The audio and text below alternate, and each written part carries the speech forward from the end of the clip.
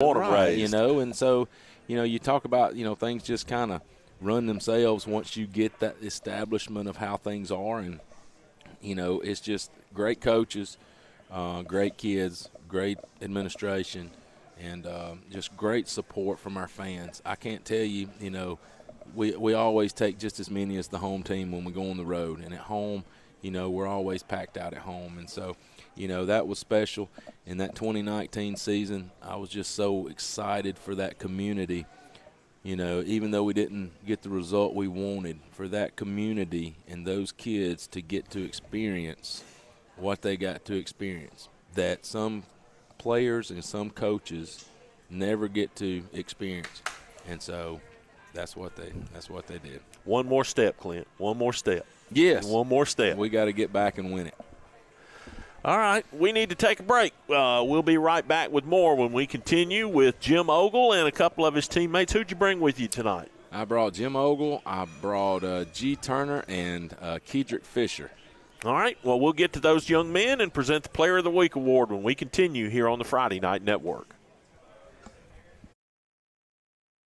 Family owned and operated for over 50 years, Miller Funeral Home is committed to providing families with the finest services for their loved ones, including our newest service, Aquamation. Aquamation is a gentle, respectful, and eco-friendly alternative to flame cremation. Miller Funeral Home is the only facility in the state of Alabama that offers the Aquamation service. Call us or visit our website today to learn more about how we can serve you and your loved ones. Your neighborhood Grub Mart is your one-stop shop for everything you need when you're on the go. Grub Mart features the best prices on Coke and Pepsi products and is the home to the 99-cent bag of ice every day. And Grub Mart is your exclusive home for the popcorn bucket. Purchase yours for only $5.99, then bring it for free refills throughout the year. And save every day with your Grub Mart Super Saver Card. When you're on the go, it's good to know Grub Mart has everything you need. Gas, diesel, and delicious Oleo donuts. In business over 78 years, visit your local Grub Mart today. The tire, arguably the most important part of a car. Without it, we could not stop, we could not go, we couldn't drive at all. They come in all sizes, brands, treads, prices, and ratings. How do you know which is the right tire for you? Thankfully, there's Cobb Automotive, and they have been answering this question since 1981. With a large selection of brands and sizes in stock, you are sure to get the right tire for the right price. Cobb Automotive, located on Highway 21 across from Walmart in Oxford, and 2001 Quintard Avenue in Anniston. Serving Calhoun County for over 30 years, Crawford Office Supply offers selection, convenience, and low prices. Choose from a wide variety of office furnishings featured in their huge showroom. With savings of 50 to 70% off scratch and dent items. You'll find it all from pens and paper to janitorial supplies at Crawford Office Supply, including on-site printing, all backed up by unmatched personal service and free delivery to local business. Crawford Office Supply, 301 South Layton Avenue in Anniston. Remember, buy local, it matters. At Farmers and Merchants Bank, we're showing off our school spirit with our newly designed vertical Spirit debit cards. Now, these are customized with your favorite school's logo, and half of every Spirit card purchased goes toward your school. So, show off your colors and support your local school with the FNN Spirit debit card. You can learn more at fnm.bank. Member FDIC.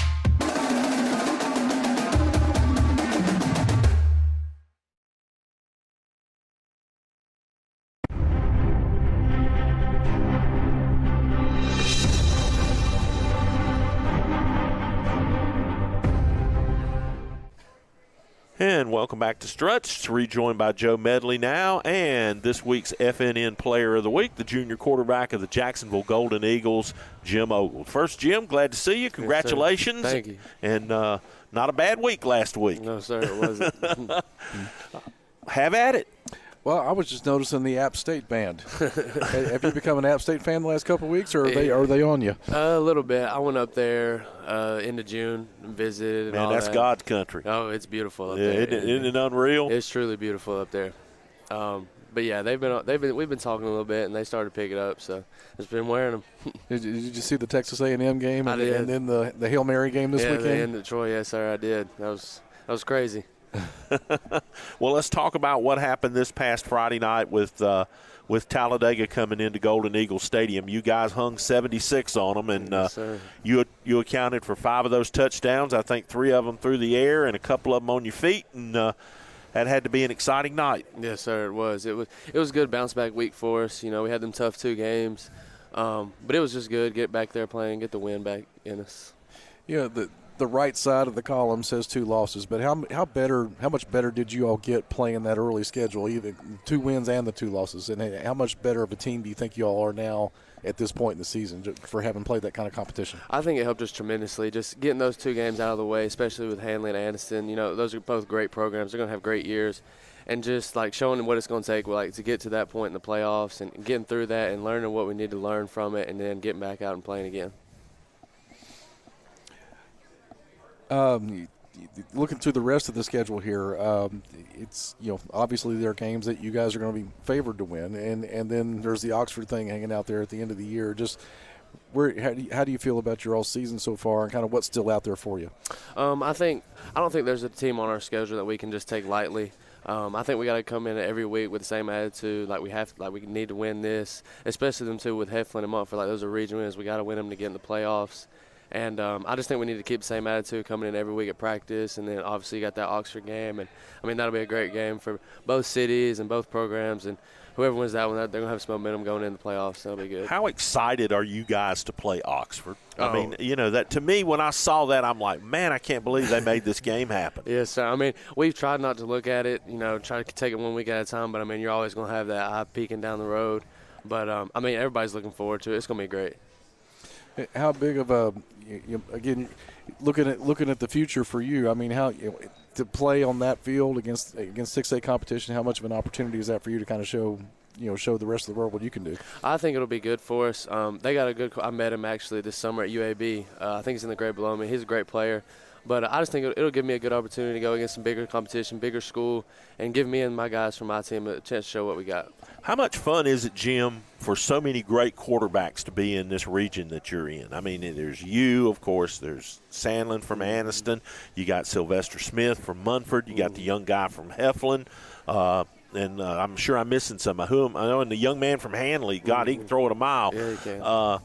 How much fun is it to compete against guys like that every week? Oh, it's great. It truly is. Like, it makes it a lot more fun for me. And, like, me and all those guys, like, we're all good friends. Like, we talk in and out every week, like, what all we're seeing, all this stuff. But it really makes it fun just to know, like, okay, he's going to do this, so I need to come out and do this. It makes it really fun for all of us. How fun has it been to play with your dad on the staff this year? It's truly been special, you know. Everybody talks about it like, oh, it's all great and all this. But, I mean, some days it's hard, like when it's bad. But, like, it truly, like, I love it. I wouldn't ask for another coach. I love it. One thing I got to know is when I saw you all play Hanley, I saw the heavy formation. Mm-hmm. And that's the first time I've seen you all run that this year. Did he bring that? He did, yes. Yes, sir. They ran that at JSU. Back in the DeMarcus James days, they had heavy D. Yeah, they did. All right, young man. Well, this is from us to you. Congratulations on earning the Crystal Trophy this week for the FNN Player of the Week. And who knows, you might be around come December when we do the nominees for Player of the Year. Hopefully, a lot of stuff still to be done. Yes, sir. Keep slinging it. Yes, sir, I will. All right, congratulations. Jim Ogle from the Jacksonville Golden Eagles, our Player of the Week. We're going to grab a quick break, try to straighten out a couple of wires, and see if we can't get Coach Beckett in here for our final segment when we continue live from Struts in Oxford on the FNN Tuesday Night Coaches Show. Griffin Laser Engraving in Lincoln is your authorized local dealer for personalized Yeti products. Get your Yeti customized for your team, a business, or a special event. Your color, graphics, even photos. At Griffin Laser Engraving, we make it the way you want it. Order just one or hundreds, and you'll find the full line of Yeti coolers and accessories on hand, even the hard-to-find items. Nationally recognized, but right here at home in Lincoln for quality awards, trophies, powder coating, and personalized Yeti items, Griffin Laser Engraving. Family owned and operated for over 50 years, Miller Funeral Home is committed to providing families with the finest services for their loved ones, including our newest service, Aquamation. Aquamation is a gentle, respectful, and eco-friendly alternative to flame cremation. Miller Funeral Home is the only facility in the state of Alabama that offers the Aquamation service. Call us or visit our website today to learn more about how we can serve you and your loved ones. Your neighborhood Grub Mart is your one-stop shop for everything you need when you're on the go. Grub Mart features the best prices on Coke and Pepsi products and is the home to the 99-cent bag of ice every day. And Grub Mart is your exclusive home for the popcorn bucket. Purchase yours for only $5.99, then bring it for free refills throughout the year. And save every day with your Grub Mart Super Saver card. When you're on the go, it's good to know Grub Mart has everything you need. Gas, diesel, and delicious Oleo donuts. In business over 78 years, visit your local Grub Mart today.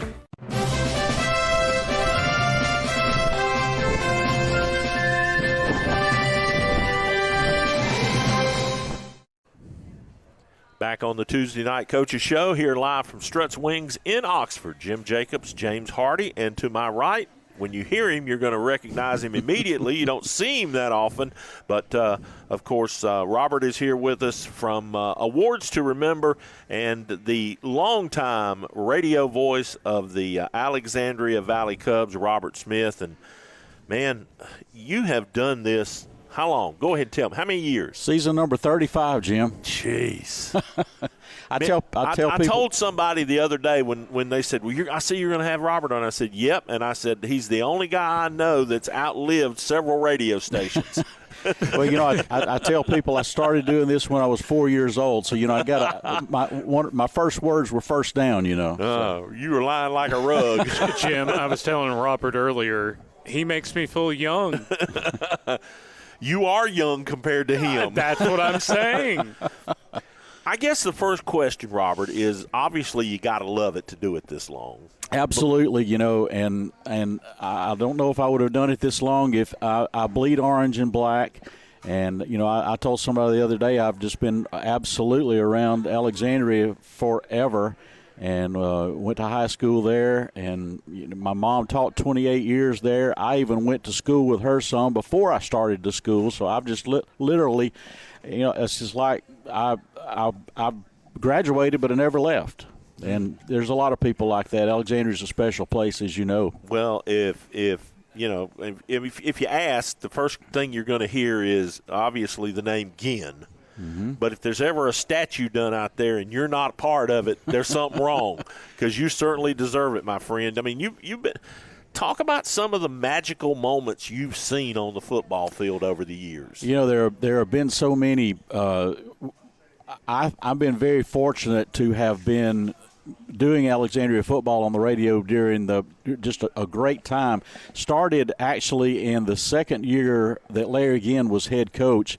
Of course, Coach Scales was there when I was still in school, so I knew Coach Scales well. I still remember standing in the gym and talking to Coach Scales. But as far as the radio goes, started with the second year of Larry Ginn, and all that run through the 90s, where won over 100 games in the decade of the 90s, won a couple of state championships, probably should have won a third, had Matt Campbell not come down with meningitis and almost died in 1996. A lot of people don't remember that. I think if it hadn't been for Matt getting sick, Alexandria would have won 3 in a row. Todd Ginn, who is now Alexandria's head coach, all throughout his career. A lot of people don't realize Todd Ginn is the winningest quarterback in the history of Alexandria High School, and now the head coach. So, and then the Frank Tucker years when Coach Ginn got sick and kind of the week before the first game had to step away, and Coach Tucker kind of got thrown into the fire and then stayed for 11 years as head coach. Coach Tucker and I actually went all 12 years of high school together, and I tell people all he ever wanted to be was the head football coach at Alexandria. Did a great job for 11 years, and now Todd Ginn, now in his 5th season. A lot of people also don't realize after 4 seasons, Todd Ginn is the winningest coach ever at Alexandria after 4 seasons, and he could have gone 1-9 this year and still be the winningest coach after 5 seasons. And that's I've just been able to be there and see a lot of great football. So what's impressed you the most about Todd Ginn? Well, there's a lot of things impressed me. First of all, just the simple fact that he wanted the job. He sought the job, and it's tough enough to win at Alexandria, but when the legacy that his dad left.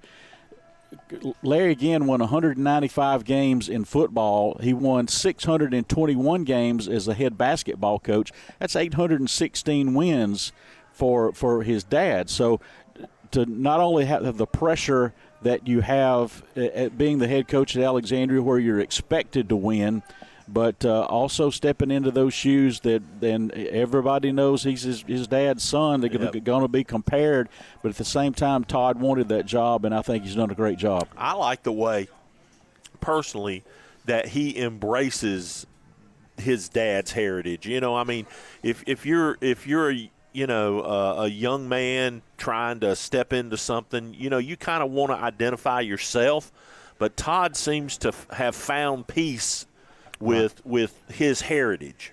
He has, and I know the first year or so that he was the head coach, every time he would do an interview, he even got to a point where, I won't use the word apologize, but I remember Todd saying, I realize I talk a lot about Dad, but I can't talk about football without talking about Dad, and that's where he learned. And not only Todd, but Scott and Will also. All three of those guys have learned from their dad, and it's just there are 5 former Alexandria quarterbacks that are either a coach on that staff or a volunteer on that staff, and that goes back to what I said a minute ago, simply about myself, but it's not just about me. A lot of people, when you come to Alexandria, you just don't want to leave. And, name me a place that's got 5 former quarterbacks on the staff. Well, and you also look at the Ginn roots on out into the county, it's even more profound. Right, right. A lot of coaches that were under Larry Ginn, for sure. Absolutely. How long are you going to do this? Oh, I figure. Have you ever thought about quitting? No, not really. As long as they'll have you, huh? Yeah. I tell people they'll probably have to roll me up in the press box in a wheelchair one of these days, but we'll think about it when it gets to that point. Well, you deserve a lift, so if you need one, you'll get it. So, Robert, what do you enjoy the most about being the broadcast voice, the play-by-play voice for Alexandria? Well, like I said, if you cut my finger, I'd bleed orange and black. That's the first thing. To me, there's nothing like a Friday night in the fall, seeing those kids in orange and black run out onto the field, especially if you're playing at home at Lou Scale Stadium. What a mystique that there is there at that stadium. I guess it's really all I've ever known, and I keep going back to saying I've been very fortunate to have been able to do what I do for as long as I've done it, seen a lot of great football and just really enjoy it. When we visit stadiums like we do, and we've seen a lot of them doing what we do, I can't ever remember going into a football stadium and the atmosphere being what it was there last year when Alexandria and Leeds played. Normally, Robert, we get to a stadium around 12 o'clock to set up for a game, and it's us and maybe somebody cutting some grass, you know. Not at Alexandria last year. There were already people. The top 3 or 4 rows were already taken, and all the way down the bleachers. You could smell the Valley Dogs. People just don't understand that have not been to a game like that out there. Well, Coach Bullock, that does our color, he says that ghost is well and alive. Well, there's a lot of stories that can be told, but. One of the stories is the turf out there. Coach Scales actually planted that turf. And there was a time, probably 10 or 15 years ago, that someone brought up the idea of moving that turf over to the new baseball field and putting some new turf on the field. No, the old-timers were like, hey, Coach Scales planted that grass. It's going to stay, and it stayed, and then, that kind of goes back to that mystique. It's just – and another thing is that I think you can put this up with any school nationwide. Alexandria in the past 75 seasons has only had 4 head coaches. I think that'll stand up anywhere. Yep, I would say so. Well, quickly, talk to us about awards to remember. How did all that come about for you? I mean, was that part of loving what you're doing on Friday nights, or how did the awards business come your way? You know, I was a 15-year-old kid looking for something to do to make a little money. A lot of my friends, you know, bagged groceries or worked at fast food or something like that. My uncle owned Oxford Trophy Company right down the road here, and one day he handed me a catalog, said, hey, if you can sell some of this stuff at your school, I'll give you a little commission. Well, long story short, after about a year, it was a combination of things. I was probably selling about as much as he was. He had some health problems. He called me one night and said, would you like to buy me out? Well, I was 16 years old at the time, so I didn't have any money except what my parents had put away for my college. So I remember going and asking them if I could take some of that and buy this business. They weren't real thrilled about it, but they allowed me to do it. Yeah. And so I worked that way, and then when I graduated from Jacksonville State, I decided I'd give it 1 year full-time, see what happened, and just never have looked back. The rest is history. Yep. Now, I understand that you've just invested in a lot of new stuff to kind of up your T-shirt game. Can you talk about that at all? We have just in the past year a lot of new equipment that's allowed us to have. I don't think you're going to find any better quality from. You go to Atlanta, and you're not going to find any better quality than what we have in the T-shirts and that thing. And you know, one of the things that we've always tried to concentrate on is schools. You know, just here tonight, Coach Smith's one of my customers. Coach Martin's was one of my customers. You know, and we've always tried to partner with schools, and I guess that kind of goes along with doing the radio broadcast as well as it kind of goes hand in hand. You know. Well, listen, thanks a lot for coming over and sharing some time with us, talking about Alexandria football. I mean, we love Todd Ginn at FNN. He is a great guy, and of course, Mr. Deason and everybody out there at the school. And the atmosphere is fantastic, and we're back for Leeds and Alexandria, too, coming up here in a few weeks. It's going to be a big game. Yes, it is, and that's you know, that was a game probably for the region championship a year ago. I don't know about this year. Yeah. Leeds is strong, but we're looking forward to having you all out there. All right, good deal. Robert Smith, the voice of the Alexandria Valley Cubs for 35 seasons. That is incredible. Eli Gold's got nothing on you, buddy. We'll be right back to wrap things up when we continue from Struts here in Oxford on the Friday Night Network. Stay with us.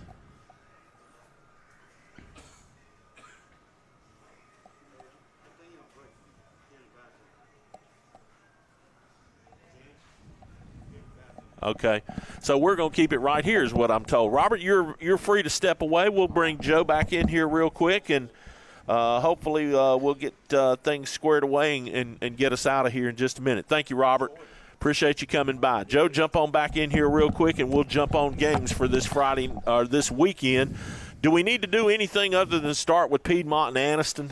That's a good place to start. I think it's a great place to start. What do you think? Absolutely. You've seen them both. Yes. Up close and personal. Yes. What do you think? I think this is the toughest matchup as far as athletically that Piedmont's going to have all year. I think, especially for Anniston, this can kind of be like a litmus test as far as how well they can do in the playoffs, because they're going to have this type of competition in the postseason, because they're going to have at least one of those weeks they're going to have to go on the road to a tough venue and have to pull out a win if they want to make a deep run in the playoffs. So I think this is a good little test for Anniston coming up as well. I mentioned You're going to reveal your pick yet? No, I can't scoop myself. Okay, all right.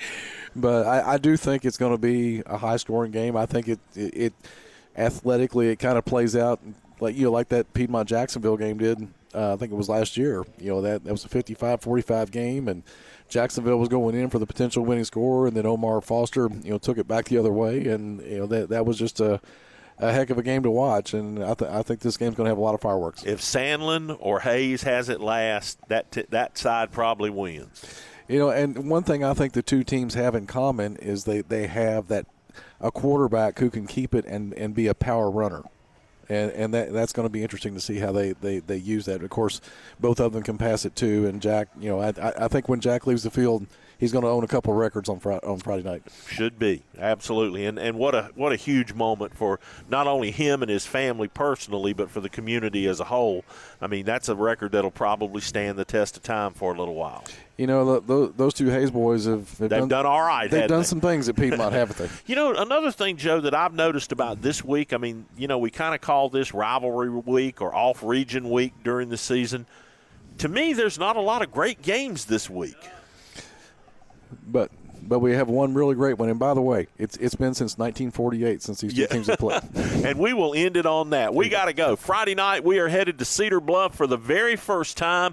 Cedar Bluff and Spring Garden. The Panthers spanked them bad last year. We'll see if Cedar Bluff and Coach Alan Beckett have an answer for them coming up this Friday night when we show up at Bruce Field, 6:30 for countdown to kickoff. Balls on the tee at 7 o'clock. James Hardy, the coach Eddie Bullock, and our new sideline lady who did a nice job this past week. First time ever on a broadcast. Outstanding job. Absolutely. So we will see you from Cedar Bluff Friday night. For Joe Medley, for James Hardy, for all our cast behind the scenes, Jake Jacobs, and, of course, Alonzo Kirby, our guest tonight. Jim Jacobs saying good night from Struts Wings in Oxford. We'll see you Friday from Cedar Bluff on the Friday Night Network. Serving Calhoun County for over 30 years, Crawford Office Supply offers selection, convenience, and low prices. Choose from a wide variety of office furnishings featured in their huge showroom. With savings of 50 to 70% off scratch and dent items. You'll find it all from pens and paper to janitorial supplies at Crawford Office Supply, including on-site printing, all backed up by unmatched personal service and free delivery to local business. Crawford Office Supply, 301 South Layton Avenue in Anniston. Remember, buy local, it matters.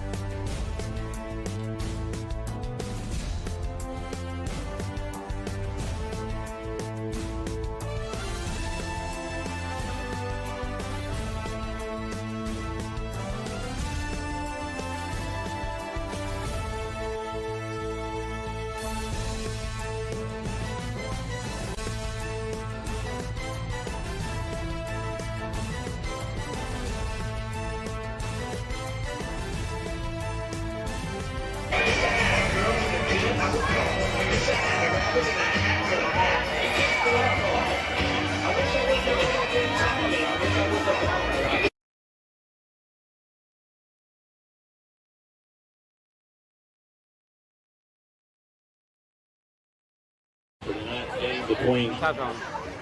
can you hear me? Test.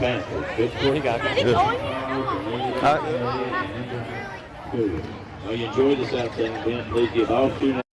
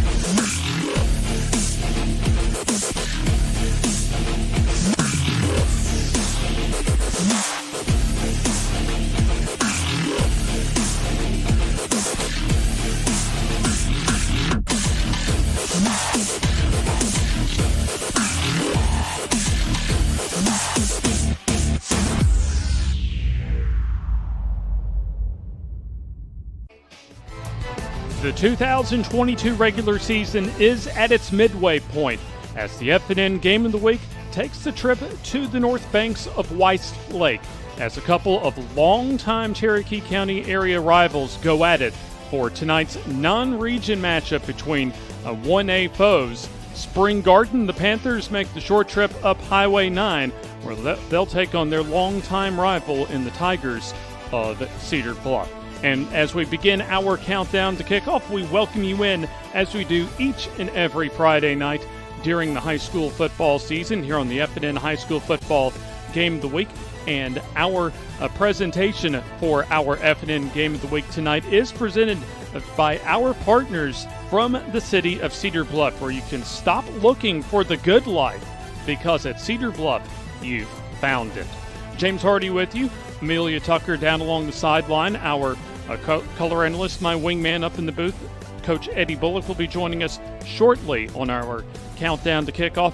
At least as far as when you look at the history of this rivalry between Cedar Bluff and Spring Garden, in the big picture, Cedar Bluff has owned Spring Garden as far as taking all but the first 5 games historically in the first 47 games of this series. Cedar Bluff has an all-time series record of 42 wins, up to 5 losses, but Spring Garden has been able to take the last 2 games in the series actually in convincing fashion as well, as Jason Howard has been able to build a consistent winner at Spring Garden as they've won double-digit games as far as over each of the last 4 seasons. And so far, a good start to the season for Spring Gardens. They've won all but one of their first 5 games this year. So they have one of the top, at least, quarterbacks as far as Class 1A is concerned in Chapel Pope that had a very solid outing at home in their win last week against Winterboro, carrying the ball 14 times for 117 yards, along with a couple of touchdowns. And that was to go along with 65 passing yards on 3 out of 5 attempts. As far as Chapel Pope is concerned, his head coach, Jason Howard, describes him as an outstanding athlete who understands the system and someone that certainly can throw and run the football. So that's certainly one of the key players that you would be looking at as far as the Spring Garden Panthers are concerned for tonight. Jason Howard also wants his team to be able to be the physical team as far as playing physical in this ball game tonight. Let's go ahead and send it down to the sideline where Amelia Tucker has a little more about tonight's game for you. Hey guys, we are at Cedar Bluff tonight, ready to watch them take on the Spring Garden Panthers. We have our football managers with us tonight. What are y'all's names? Braden and Jackson. Braden and Jackson. So what do y'all do for the football team on Friday night? We normally catch kicks or get water to the team in huddle and stuff like that. That's awesome. Do you have anything else to say? No. No, you don't? Do y'all enjoy Friday night football? It's pretty fun. Yeah. How do you think the game will go tonight? I have a good feeling we're going to win, but since our luck be going, I think we're going to lose. Well, thanks for joining me tonight, guys. Have fun, and back to you. Thank you very much, Amelia, as we continue our countdown to kickoff for Spring Garden and Cedar Bluff, a non-region game, so playoff implications not on the line for tonight's ball game. Both of these teams will return to region play next week to close out of the month of September. But looking on the near sideline as far as the home team in Cedar Bluff, at least according to Coach Alan Beckett in his second season, they've had a lot of issues as far as injuries with their team, in particular a couple of key players on their roster. In fact, a couple of players doubtful for tonight. Austin Richardson with an ankle injury, doubtful as far as that wide receiver DB combo for the Tigers of Cedar Bluff. And then Bucky Leake, in my mind, the best player, the best athlete on the football team for Cedar Bluff, also day-to-day, and from what Coach Beckett mentioned to me earlier in the week, doubtful as far as also an ankle injury, a sprained ankle that he suffered in their win against Galesville a couple of weeks ago. So that's going to put a lot of pressure as far as production from the quarterback spot from Caden Pack, who got his first start of the season last week against Decatur Heritage. Completed 9 of 21 passes for 76 yards in their loss here at home, 43-20 to Decatur Heritage. So a couple of rivals going at it for tonight's ball game. It is Spring Garden as well as Cedar Bluff. This is the 48th meeting all-time between these two Cherokee County rivals. And once again, our presenting sponsor for tonight's FNN High School Football Game of the Week is the city of Cedar Bluff, where certainly when you talk about lakeside living, there's a whole lot of places across the great state of Alabama that you can find some outstanding lakeside living, and this is one of the best-kept secrets in the entire state of Alabama, where you can find affordable lakeside living on the scenic 30,200-acre Weiss Lake, named one of America's best crappie lakes by Outdoor Life. We'll take a look at some highlights from a hard-hitting physical matchup last week on the west side of Anniston between Walter Wellborn and Dadeville, as Dadeville managed to escape with the W last week. Quite a few running backs, but Burns and Burns will get the call off the right side on the pitch back, and he has good blocking 20 and gets the first down and some breathing room. 1st and 10, as this will be the play fake, and the rollout throw to Dowdell complete as he stutter steps, gets the first down, and in the open field as he's still on his feet and saving the touchdown that time. We have a first down at the Walter Wellborn 21, as this will be the pitch back going to Doss, as he'll get some good check that Brandez Eason getting the white bottoms for Walter Wellborn, as play action bootleg for Rambo, as he'll break out a one tackle, gets the first down and gets whipped out of bounds, level Doss dotting the I. As coming to the near side will be Rambo, as he'll get into the end zone, check that down. Here's the pitch back to Eason, as he'll get met in the backfield and wrapped up for a loss. 2 receivers, as this will be the play action off the end around, and a wide open receiver caught for Woody for the touch on the ground. Shotgun for Johnson's, he'll roll, stops, has time, and now throws down the field into coverage, and that is intercepted. Antoine Woody with the interception for Dadeville, as he has a convoy of blockers as he's still running, as he'll finally get taken down. Comes out in the eye with the 2 receivers near side. Here's the play fake, and rolling and under pressure with a flag on the play, and trying to escape, and going down is Rambo. Back the field, snap, hold, and the kick up, has the distance, and it is no good. So shotgun for Johnson, and a late snap. Play continues as the throw over the middle is complete for the first down into Walter Wellborn territory. As this will be the gift to Parker. Sidesteps a couple defenders in the open field, 10, and wrapped up and spun around at the 6. Alley lined up in the backfield, full house backfield. As this will be the keeper up the middle for Curry as he goes in. Receivers to each side. Here's the play action. Rambo under pressure, reverses field, and now finds the dump down man. The safety valve to Doss complete to the 30, still on his feet, 35. And Doss trying to break it free as he gets wrapped up with a idea for Webb, and that's what they want. They want to get 3 and out, make them find it, and see if they can drive it again. And around to Dowdell as he'll cut it up the middle, finds running room and tries to break free and gets the first down and a lot more.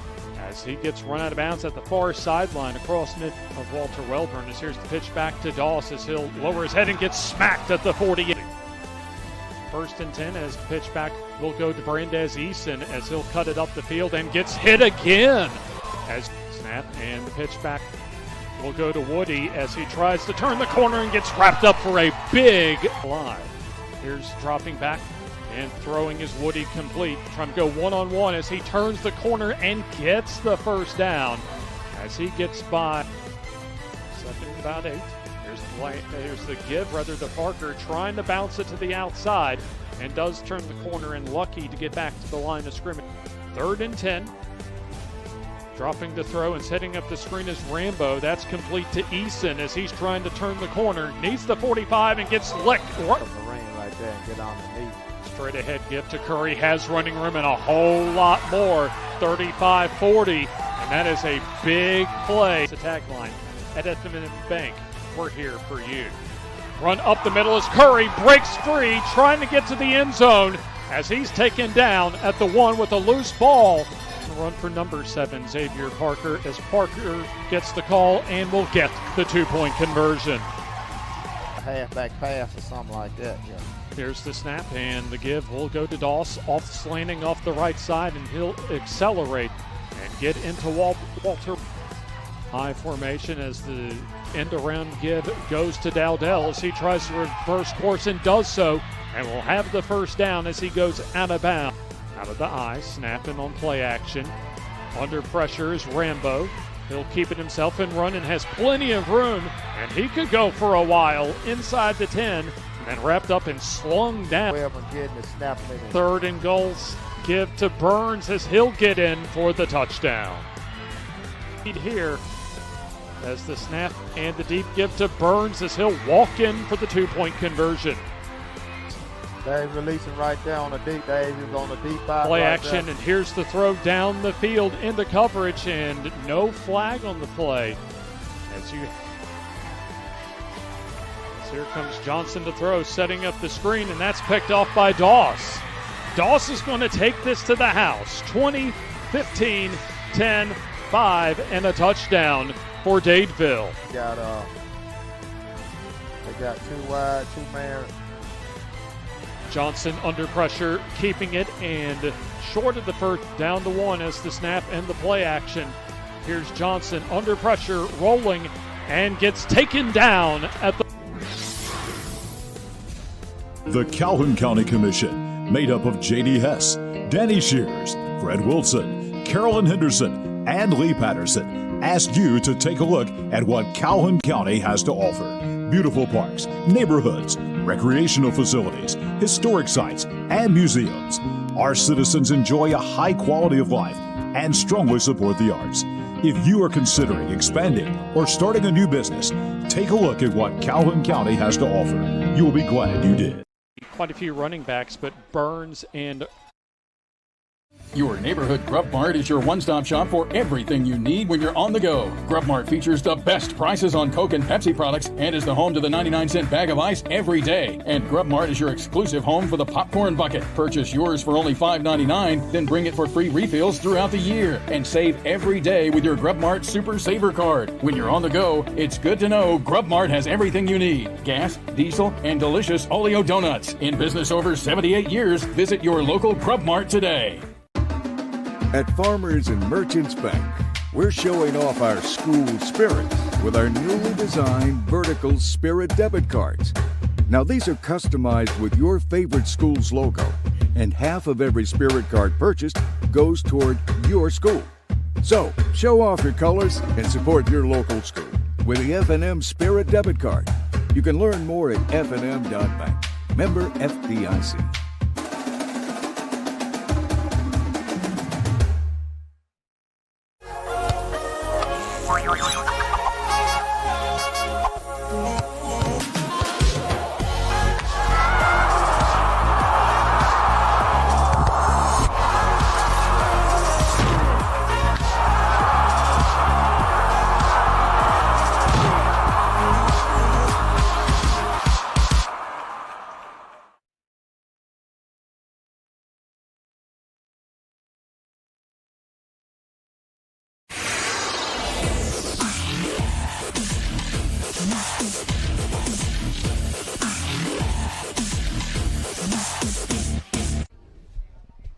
The scenic city of Cedar Bluff on the north banks of Weiss Lake presents our FNN Game of the Week, and for our countdown to kickoff, we'll send it down to the field for our national anthem.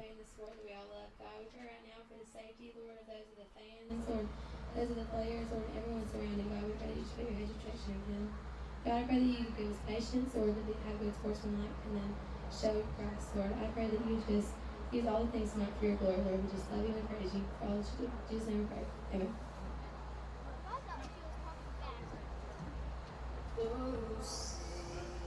Can you see by the dawn's early light what so proudly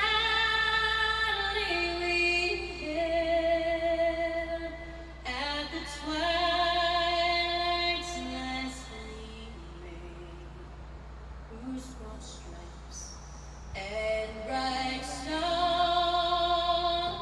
through the perilous fight, o'er the ramparts we watched, were so gay.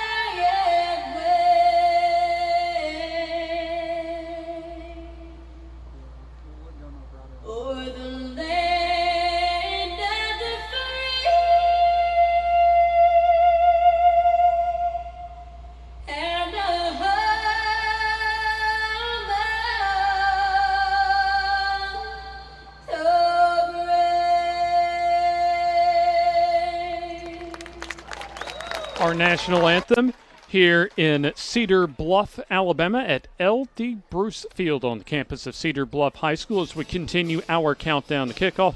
James Hardy, Amelia Tucker, Jim Jacobs in the trailer, and Coach Eddie Bullock joining us here as we'll get things kicked off in about 10 minutes and change or so. But there's some other big ones as we're at the halfway point of the 2022 season, fellas.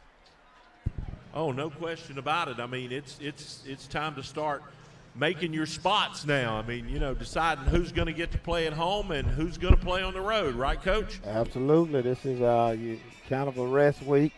And actually, it's an important week because, these non-region games are kind of what decide the tiebreakers. So let's begin with our first big one outside of Cedar Bluff for tonight. As first off, a look at some of the top 10 rankings, and now our first big one, B.B. Comer making the trip to the northwest side of Anniston to take on Sachs. Well, I think that's going to be a tough one right there. B.B. Comer's playing well, but, Sachs is a juggernaut at home, and it's going to be tough to kind of walk into their home territory and beat them, so I'm kind of leaning towards Sachs on that. Both teams actually played Dadeville that actually both played them very competitively earlier on in the season at Dadeville.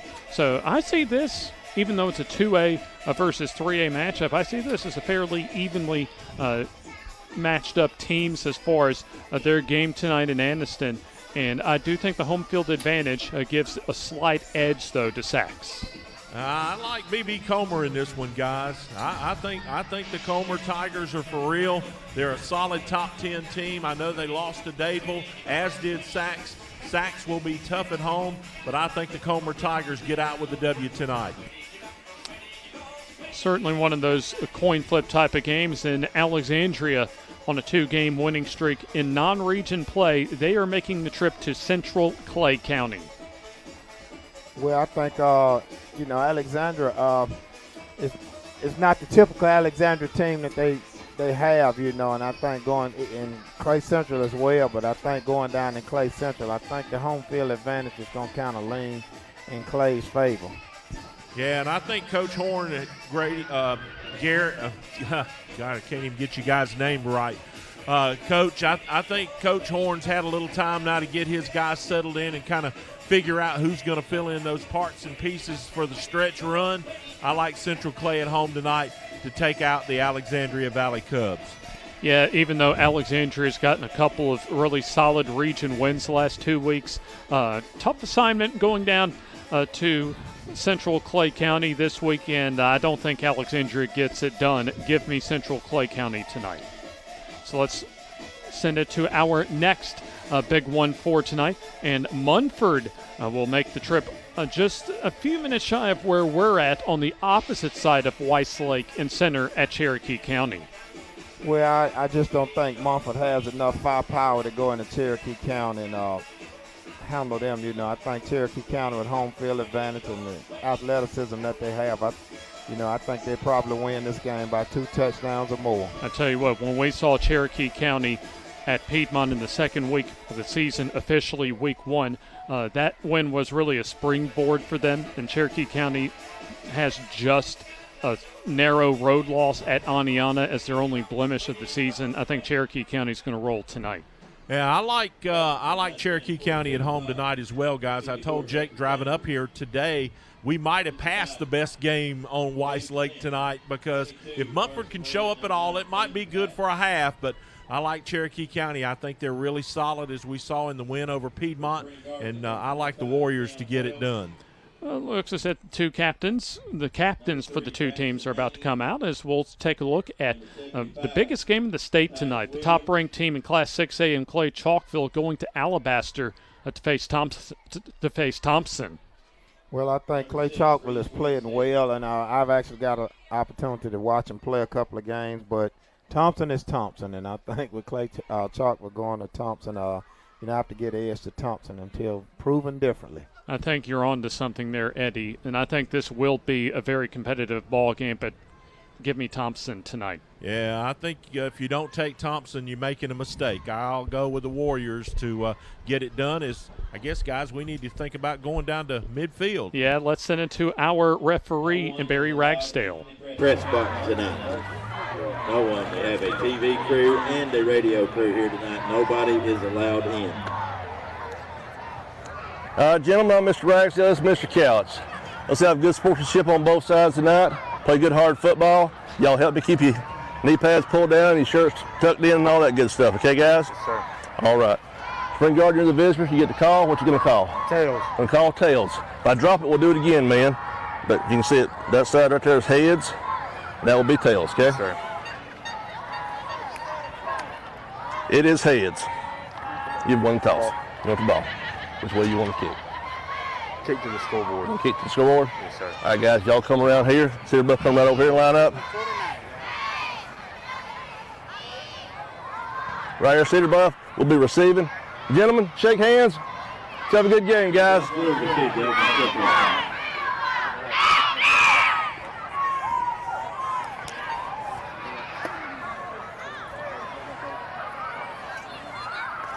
As we're about just a few minutes away, a little less than 5 minutes away to be exact, as far as our FNN high school football game. Yeah, I know. Between Cedar Bluff and Spring Garden. Let's roll out some of those keys as far as keys to victory for tonight. Well, that's why I told them right here. Also, one more big one as far as Pleasant Valley and Ragland. Oh, no. Cedar Bluff one calls, they're receiving. Cedar Bluff. So here's some keys for tonight's ball game, Coach. First off, Bucky Lake's doubtful for tonight's ball game, and Peyton Pack, a young quarterback, he's going to have a big assignment tonight, making his second start of the season. And my question for you, Coach, how effective can he be to the Tigers tonight? Well, it's tough. Depends on the experience that he actually have in varsity games, but it's tough when you lose your quarterback on the field. That's the coach on the field, and it can be very difficult.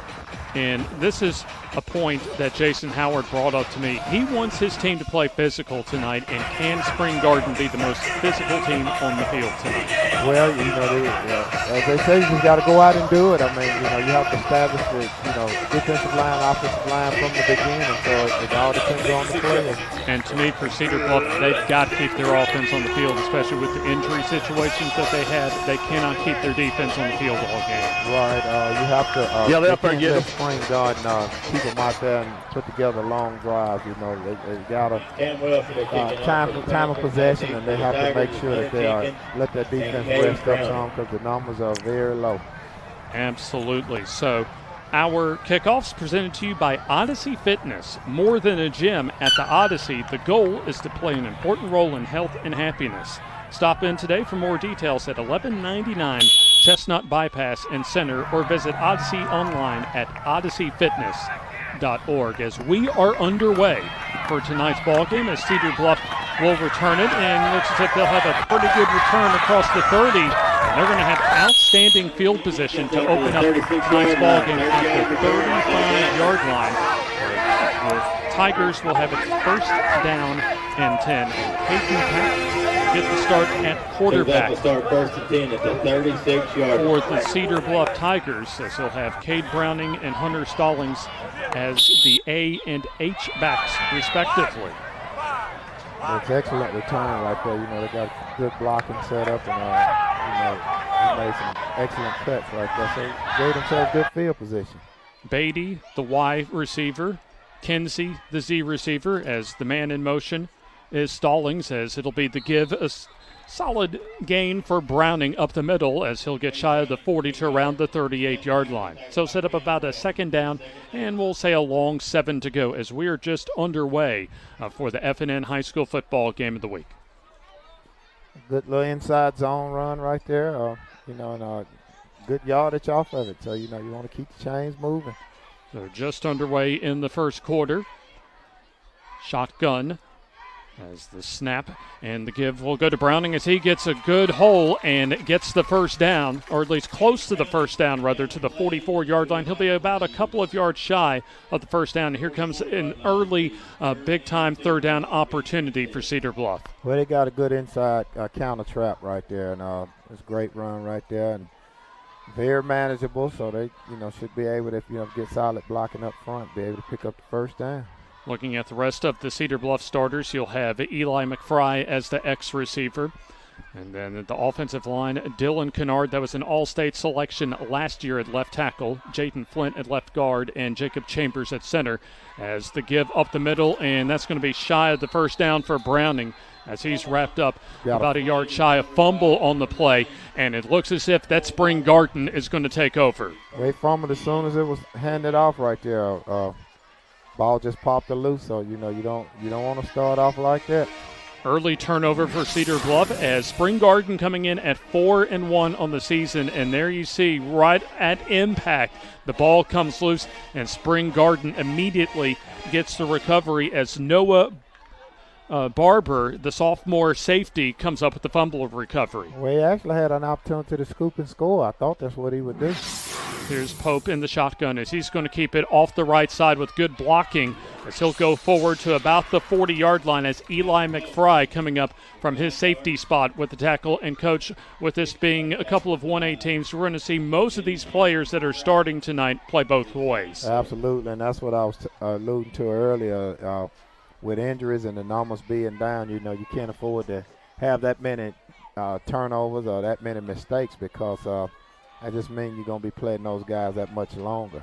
This is a Spring Garden offense that's averaging about 28.5 points per ball game as Pope takes it off the left tackle as he'll plunge forward for the first down at the 35-yard line of Cedar Bluff. So taking a look at the Spring Garden offensive starters, as you'll have John Welsh in the backfield as the primary running back, who'll also play a little bit of wide receiver as well.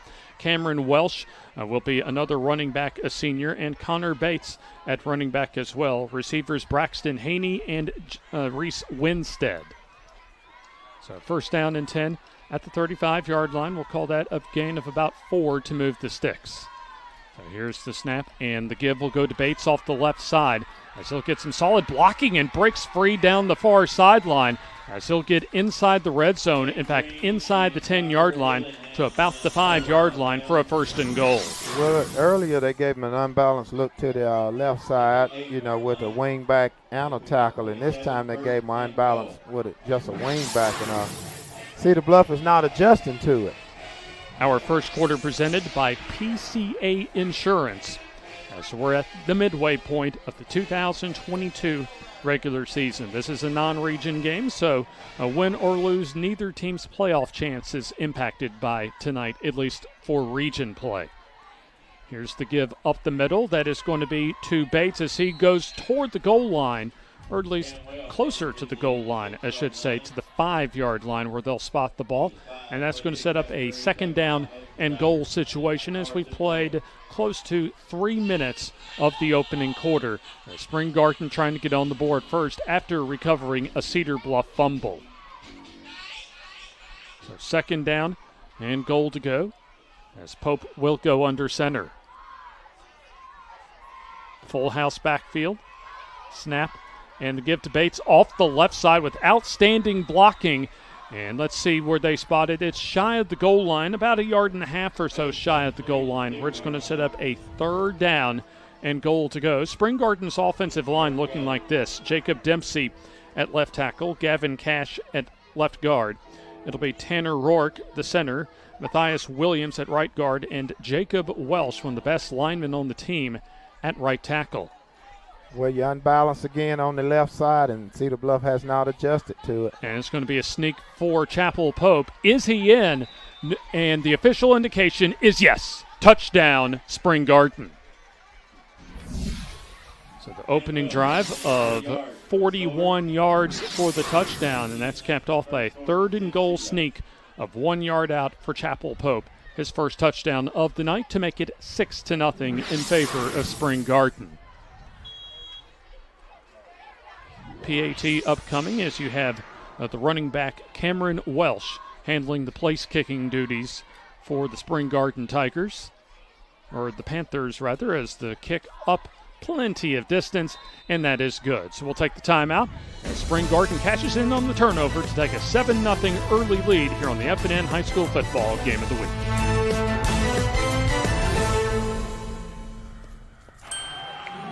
Hey, who are you? Oh, hey, Jeff, I'm a car thief. What? I'm here to steal your car because, well, that's my job. What? What? What? What? What? What? What? It happens. So get all state. I'd be better protected from mayhem, like me. PCA Insurance is an independent insurance agency located in Piedmont, serving the cities of Piedmont, Center, Hoax Bluff, Jacksonville, Collinsville, Gadsden, Anniston, Cave Springs, and Oxford.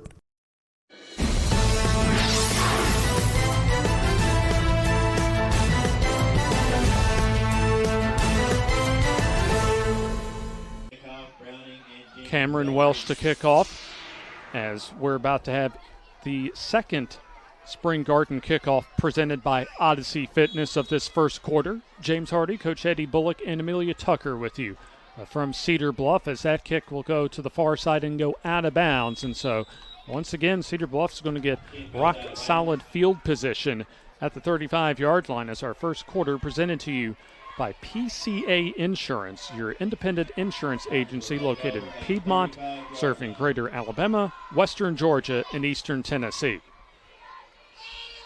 Also, our FNN Game of the Week presented to you by the city of Cedar Bluff. So the second offensive possession tonight for the Cedar Bluff Tigers, as Pack will come out in the shotgun as they fumbled the ball on a 3rd and short that led to Spring Garden's opening score of the ball game. So a shotgun, and looks like kind of a jumbo package, as you'll have Browning, the running back. And this will be a pop pass to McFry as he'll try and turn the corner and gets wrapped up for maybe about a yard gain, as that is a rock-solid tackle by Chapel Pope on the open field tackle, Coach. Well, they had an outside zone to the quarterback. You know, it was actually the quarterback keeper, and somebody missed the assignment on the inside linebacker number 12, and he was able to shoot the gap and run it down. Had they got him blocked, you probably would have seen a big gainer there. Didn't get to mention the rest of the offensive line for Cedar Bluff on their opening possession, as Carter Dillingham, the right guard, and Malachi Jenkins, the right tackle for Cedar Bluff. And we'll take a look at the starting Spring Garden defense momentarily. 2nd and long, as Browning cutting it up the middle, finding a little bit of a hole, as he'll get maybe another couple of yards to around the 38-yard line. As the defensive line for Spring Garden looks as if it'll be Jacob Welsh and Matthias Williams as the defensive ends, with Tanner Rourke, the nose guard. John Welsh and Cameron Welsh, the outside linebackers. William Simpson and Connor Bates will be the middle linebackers. Corners will be Chapel Pope and Braxton Haney. And we'll see Winstead and Sandler at one of the safety spots and Noah Barber at the other safety spot. Line to reach the 45 for the first down, as here's the tunnel screen pass that is caught to the far side, but well defended that time for Spring Gardens. That gain is for minimal yardage for Kinsey to set up a 4th down. Absolutely nowhere for him to go there. Spring Garden was all over that screen. So it'll be a 3 and out for Cedar Bluff. And Spring Garden's going to get excellent field position again. You'll see Chapel Pope and or Connor Bates as far as returning kicks and punts tonight for the Panthers. There's the rush, and a fairly decent punt, though, as that's going to get a little bit of a Cedar Bluff roll and come to a stop about the 31-yard line, where Spring Garden will take over up 7-0 and will have a 1st down and 10. The city of Cedar Bluff, where you can stop looking for the good life, because at Cedar Bluff you found it. Take a look at what they have to offer, as they're located in northeast Alabama's Cherokee County. Cedar Bluff residents enjoy an easy drive to Atlanta, Birmingham, Chattanooga, and Huntsville. 1st and 10 is Chapel Pope, and the Spring Garden offense go back to work as the snap and the keeper, as big running room. This could go for a big gain, and that tackle might have saved a touchdown around midfield, as that's going to be a 1st down and 10 for Spring Garden as Pope found an outstanding hole on the left side. And if you watch, you're getting a zone read to that side, and then the quarterback is reading it. And he just made an excellent read right there, and he was able to pull it out and go with it. Yeah, he was able to get past a couple of the linebackers, and that was Kinsey potentially saving a touchdown for Cedar Bluff. 1st and 10 from the Cedar Bluff 48. As this will be Bates up the middle, going forward across the 45 to about the 44-yard line. And there you see about 3 tacklers for Cedar Bluff helping out, including Carter Dillingham and Hunter Hagen-Stallings on the tackle. So 2nd down as that gain picked up, we'll call it 3 yards. So a 2nd down and 7 as we're past the halfway point on a beautiful night here in Cedar Bluff.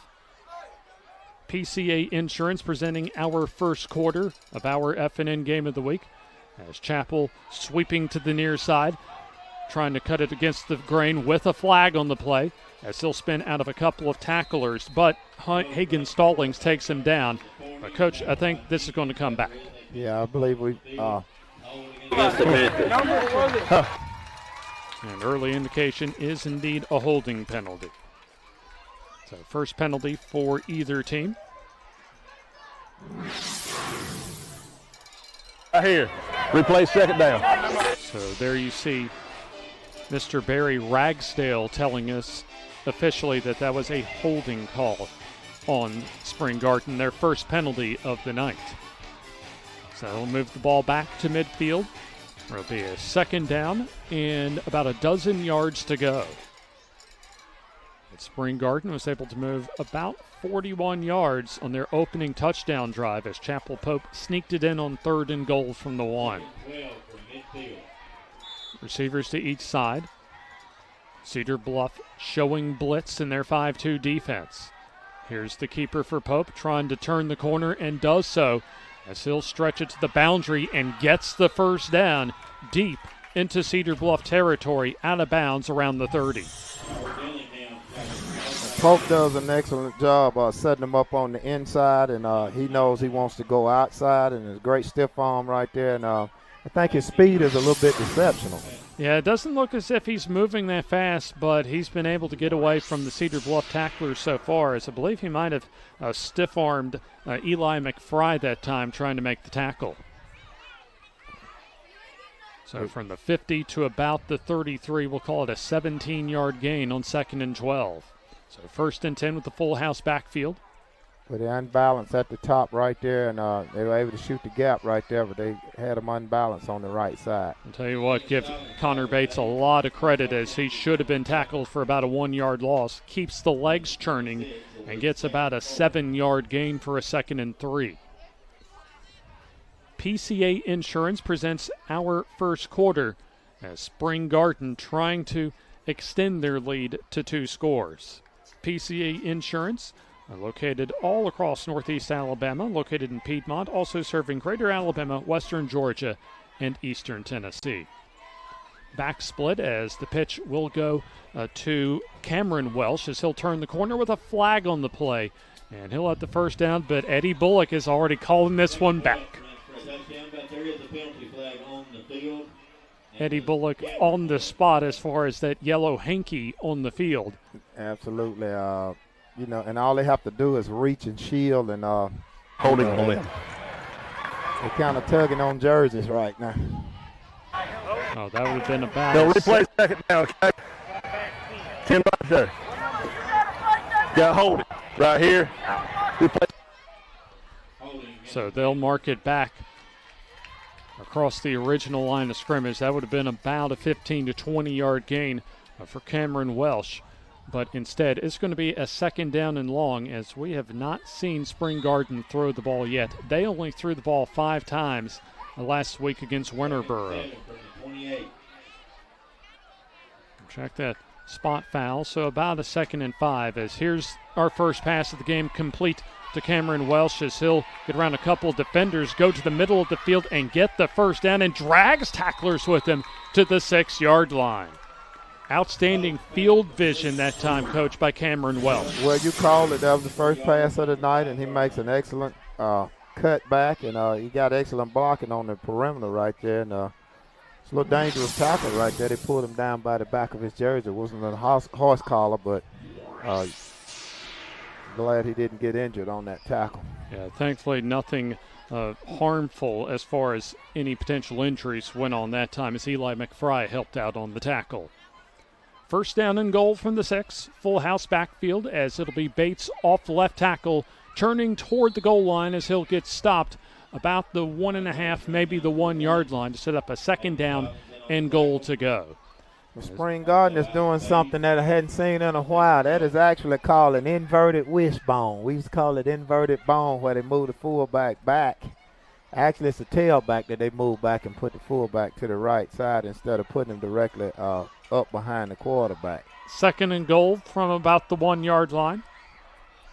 Pope under center as he'll give it to Bates off the left side as he is in for the touchdown. So first touchdown of the night for Connor Bates as he extends the Spring Garden lead to 13-0. That time they got in the offset power eye.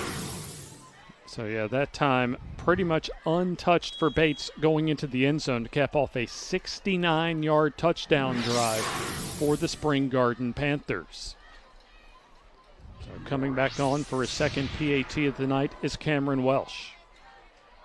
A straight on kicker as the snap and the hold are there rather, as the kick is up and good, and we'll take the timeout with them with Spring Garden up 14-0 on the FNN High School Football Game of the Week.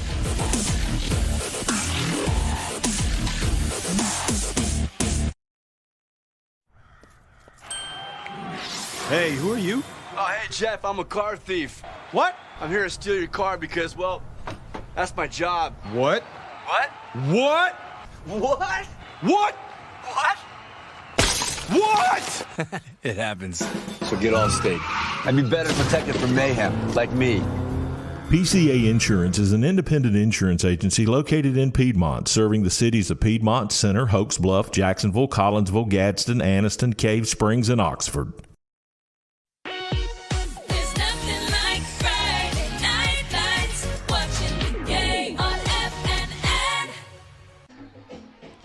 At Weiss Lake, at least the north bank of Weiss Lake, for our FNN High School Football Game of the Week. As Cedar Bluff already in a hole, down 14-0 to their intra-county rival in Spring Garden. So it'll be Welsh about to kick things off one more time for Spring Garden as it gets a little side kick toward the middle of the field. And that'll be fielded about the 25-yard line, as taking it across the 30 to about the 35-yard line will be Kinsey. As Cedar Bluff has had pretty good field position actually in what is about to be their third drive, but they've struggled so far all the way around early on, as our first quarter presented to you by PCA Insurance, serving Greater Alabama, Western Georgia, and Eastern Tennessee, as they represent multiple insurance companies so they can compare coverage and prices, offering you the greatest value for your needs. The city of Cedar Bluff also presenting our FNN Game of the Week tonight. As Pack in the shotgun, as he'll roll and dump it down, incomplete, as there were two open receivers in the area, as the intended receiver was Beatty. Absolutely, he had both of them open, and he just threw the ball behind him. It's hard to make that adjustment when you're running an out. And talking with Coach Beckett earlier this week, he wanted to see his quarterback, Pack, get a little bit more confidence, play with a little bit more heart as well, and that's one of those type of calls, as you know, that's trying to get him a little bit of confidence, something you want him to complete to get him going early. Absolutely. You shorten the routes down, let him complete a few short passes, and then once he gets his confidence going, you can take that shot. So it'll be 2nd and 10. Football at the 36. As the pitch back will go to Browning, as he'll try and turn the corner and gets upended. And that gets taken down for maybe a 2-yard loss around the 34-yard line. So all Spring Garden so far, as we're approaching the 2-minute mark of the first quarter, as Spring Garden has scored on scored touchdowns on both of their offensive drives so far.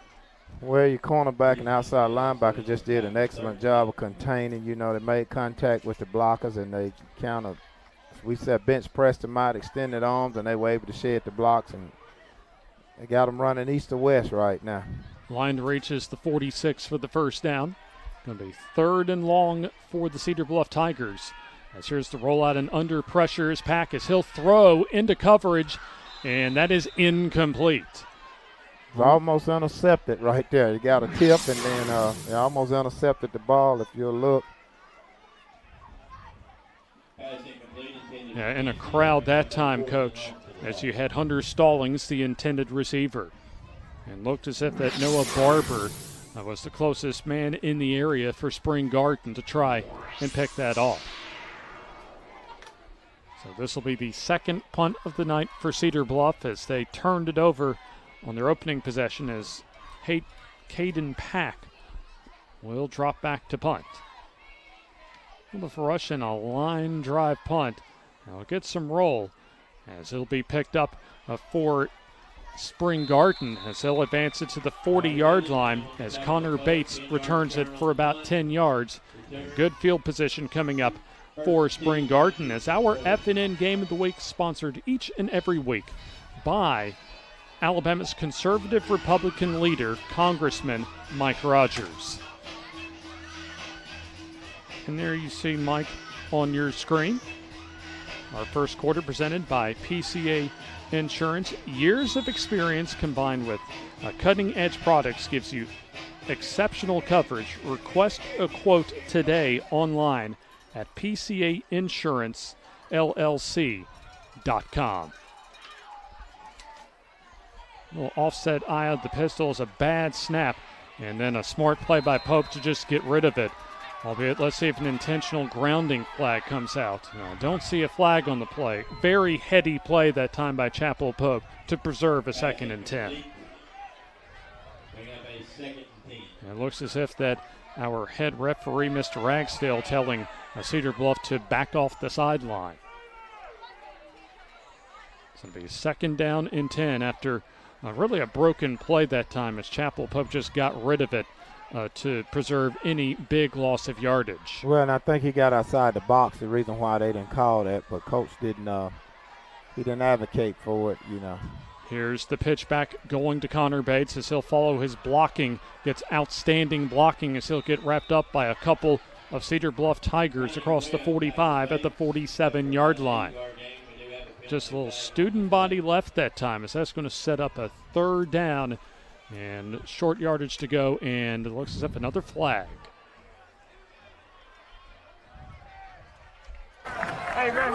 Holding against Spring Garden. So Barry Ragsdale. Holding here, replay 2nd down. Tells us that it is indeed holding. That wipes off a 7-yard gain. And it's going to set up 2nd and long as that is the 2nd holding penalty at least here in this first quarter for Spring Garden. Officially 2nd and 17. As stack receivers to the near side, one to the far side. Here's the bubble screen pass. That's going to be complete. As a couple of tackles missed for Cedar Bluff. And the advancement will get to the 45-yard line, where that's going to set up a 3rd down in manageable yardage as John Welsh on the reception. Welsh, normally a running back, flanked out as one of the 3 receivers to the near side. As from a 2nd and 17, the gain gets to the 46. The Calhoun County Commission, made up of J.D. Hess,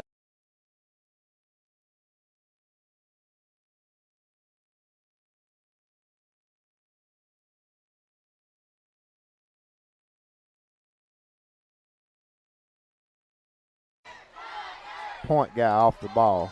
Welsh lined up at a tight end spot as here's the deep give going to Cameron Welsh as he will fall shy of the 1st down. Solid defense that time by the linebacking core for Cedar Bluff as you had Dillingham, Kennard among others as we have come to the end of the first quarter.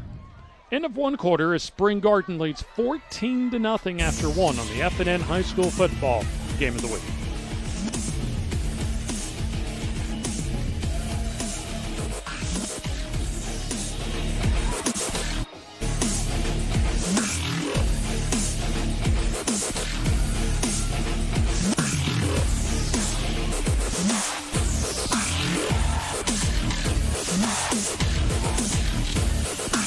Your neighborhood Grub Mart is your one-stop shop for everything you need when you're on the go. Grub Mart features the best prices on Coke and Pepsi products and is the home to the 99-cent bag of ice every day. And Grub Mart is your exclusive home for the popcorn bucket. Purchase yours for only $5.99, then bring it for free refills throughout the year. And save every day with your Grub Mart Super Saver card. When you're on the go, it's good to know Grub Mart has everything you need. Gas, diesel, and delicious Oleo donuts. In business over 78 years, visit your local Grub Mart today.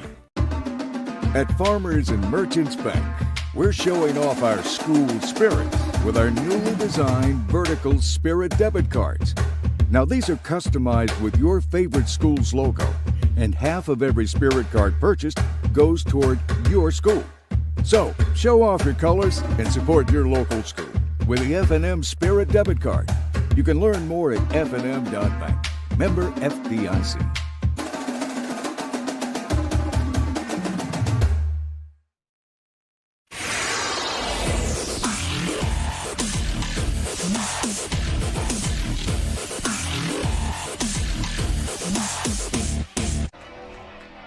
The FNN Game of the Week presented to you by the city of Cedar Bluff.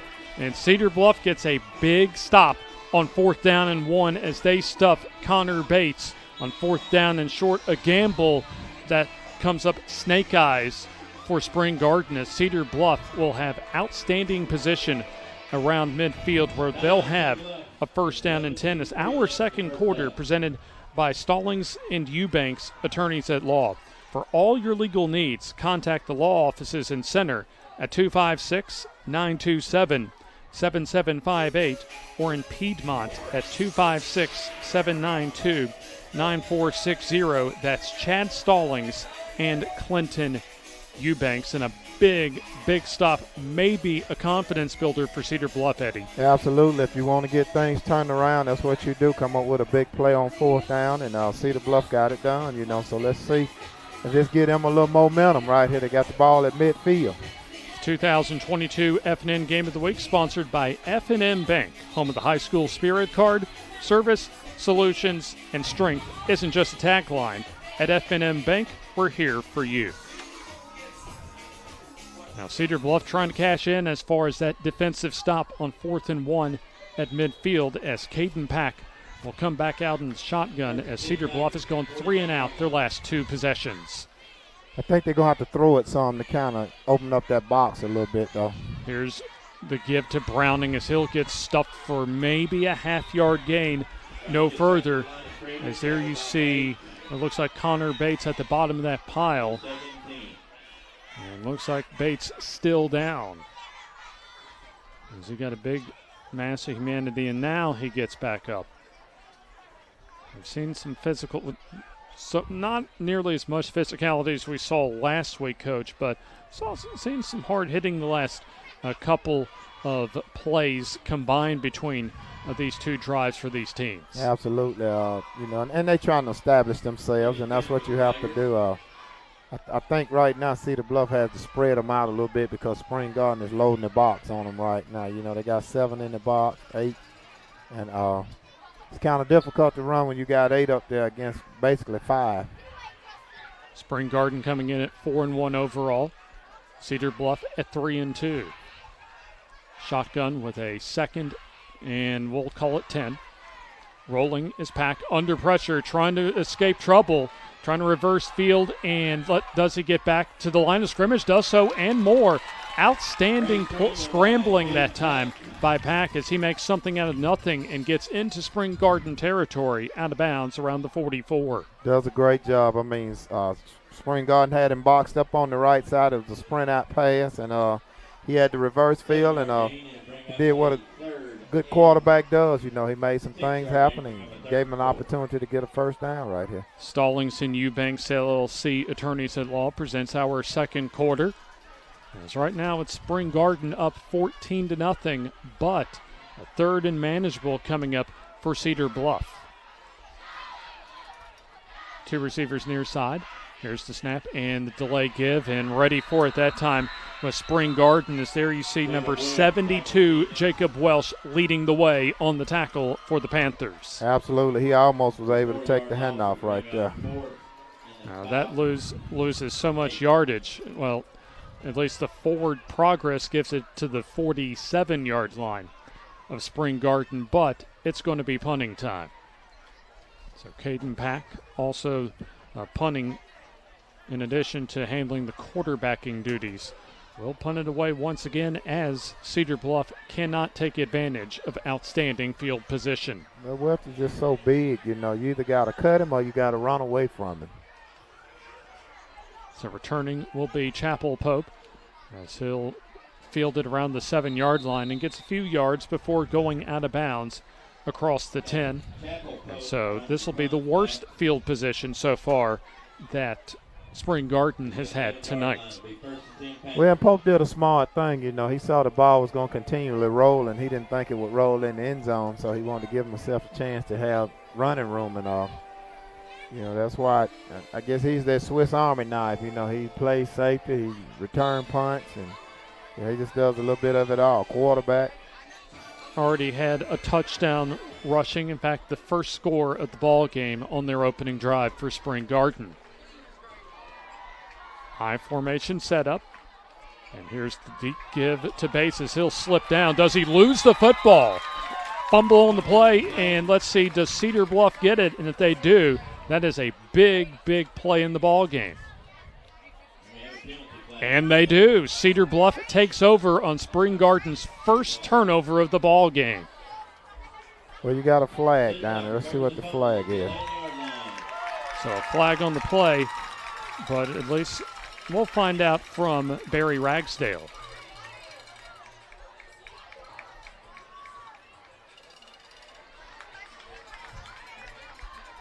So the holding penalty decline. That's another huge break for Cedar Bluff. This time they get it. They take over in the red zone. Well, they absolutely have to cash in on this, whether it be 3 points or whether it be 7. You want 7, but you'll take 3. Here's the shotgun for Pack as it looks as if a jumbo set with a couple of H-backs and Browning, the running back, as Browning will get wrapped up almost as he gets the football. Gets the handoff as number 75, Matthias Williams, makes the tackle. Well, Williams just shedded the block initially off the line of scrimmage. He shot his hands and shedded them and got inside. So if you second look at that fumble, Coach. Right, it never got in his hands right there. Yeah, Connor Bates just never got a good handle on it that time. As there you see Cedar Bluff coming up with the fumble recovery. So Browning actually lost a yard on first down. So from the 12-yard line, here's the keeper for Pack as he'll try and find some yards. Looks like a flag on the play as he'll get maybe back to the original line of scrimmage, but let's see if that gets called back on a potential hold. A lot of flags thrown early. Absolutely. Spring Garden, I believe, has 4 holding calls already. And another holding call, this one the first of the night for Cedar Bluff. Holding against the Tigers.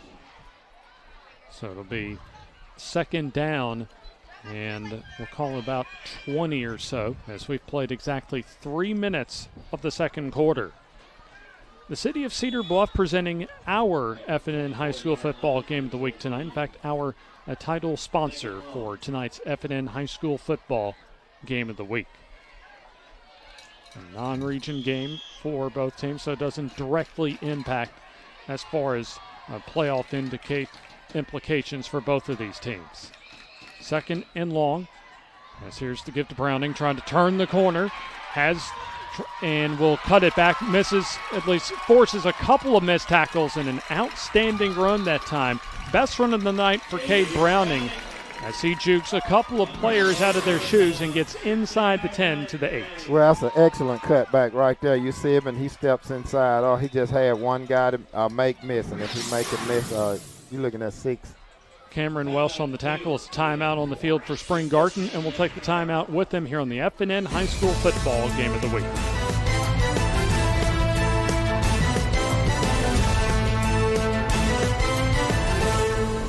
Step into the offices of J. Britt Middlebrook, CPA, where you'll find professional one-on-one service for business and individual clients. In this ever-changing tax and economic climate, you can count on receiving the expert advice you need. J. Britt Middlebrook works hard to provide every client what they need to meet all deadlines. Tax season will be here soon. For all your accounting service needs, call or stop by at 1913 Berry Street in Oxford. That's J. Britt Middlebrook, CPA.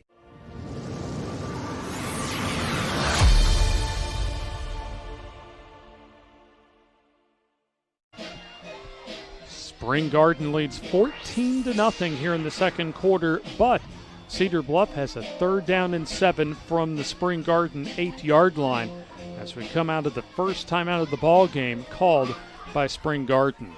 Well, this would be huge if Cedar Bluff can punch it in, but they're going to have to do something to kind of get be able to get the edge on Spring Garden right now because they just too stout up in the middle right there. So you're going to have to try to run them east to west and get those skill guys blocked, the cornerback and the safety. If you can get those guys blocked, then they have an opportunity to score. Yeah, Browning and Stallings, the running backs, as Rolling will be packed. Looking to the end zone and misses his intended receiver, incomplete. As Kenzie, the intended receiver, and it's going to be a 4th down and 7 from the 8-yard line. That's a great throw. I mean, he hit him right in the hand. It was a little hot pass, but, he put it where his receiver could get it or it was going to go out of bounds. It was a great throw right there. He just got to come down with that pass. Check that. Hunter Stallings, the intended receiver, and let's see what Cedar Bluff decides to do here. Looks like they are going to send their place kicker out. It's going to be a short, about 25-yard field goal, we'll call it. 25-yard field goal. A 25-yard field goal off to our right as snap and holder there, and the kick a low one, and it's off to the left. No good. So the kick no good as we'll take a timeout here on the FNN High School Football Game of the Week. Did you know Kona Ice can help you fundraise for your school? It's true. It's quick, it's easy, and the kids absolutely love having Kona Ice. We'll let you in on a little secret. Teachers love it too. So, how can we help you fundraise this year? It's quick, it's easy, the kids love it, and teachers love it too.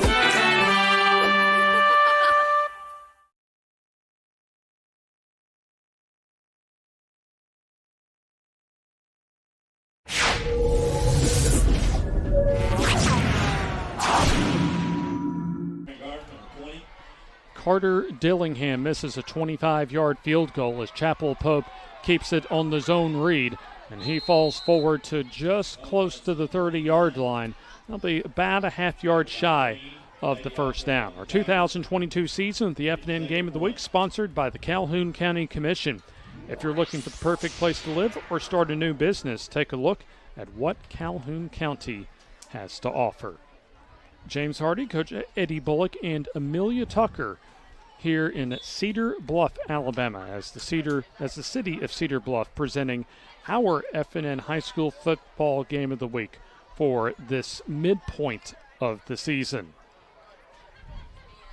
So 2nd down, and we'll call it about a half-yard to go. So Pope will take the snap, and he's going to give it to Bates as he'll lower his head and gets across the 30 to move the sticks.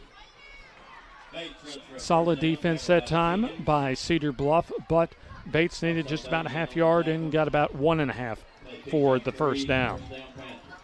Second quarter presented by Stallings Eubanks Attorneys at Law. As you can contact their offices in Center at 256-927-7758 or just down Highway 9 in Piedmont at 256-792-9460. So 1st and 10 at the 32-yard line for Spring Garden. As here's the bubble screen pass to John Welsh as he's stuck immediately for a loss. Outstanding tackle from the corner spot by Byron Kinsey. Great play. I mean, he just like somebody shot him out of a rocket. He's going to shoot up and make that play. Quarterback is kind of giving it away right there. if you look at it, he's kind of eyeballing him down. But when you see, as soon as he come up, I mean, he just shoots out like a rocket and just takes him out right there. That's a great form tackle, great play. I think in your coaching days, that's the type of tackling you tried to teach there. Absolutely. Hey, we got to read that, you know. So it'll be a second down and about 15 yards to go. So let's send it down to the field for Amelia Tucker.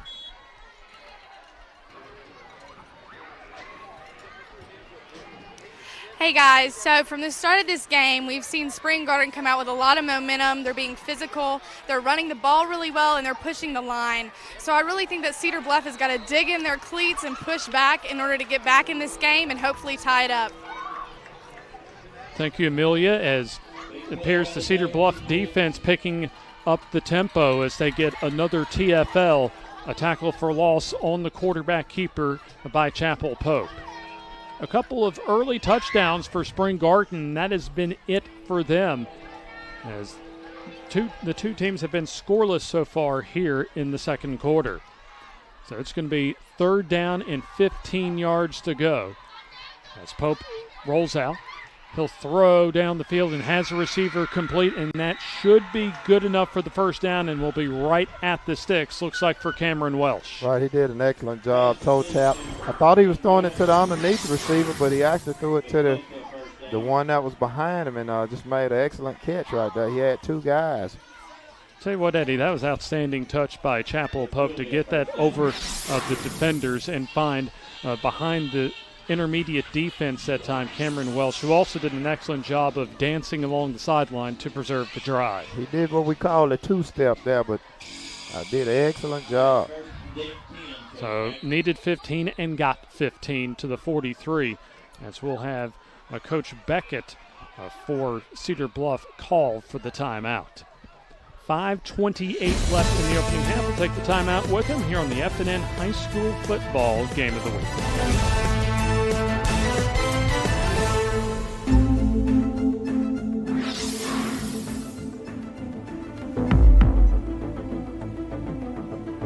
Donald Trump and the MAGA Republicans represent an extremism that threatens the very foundations of our republic.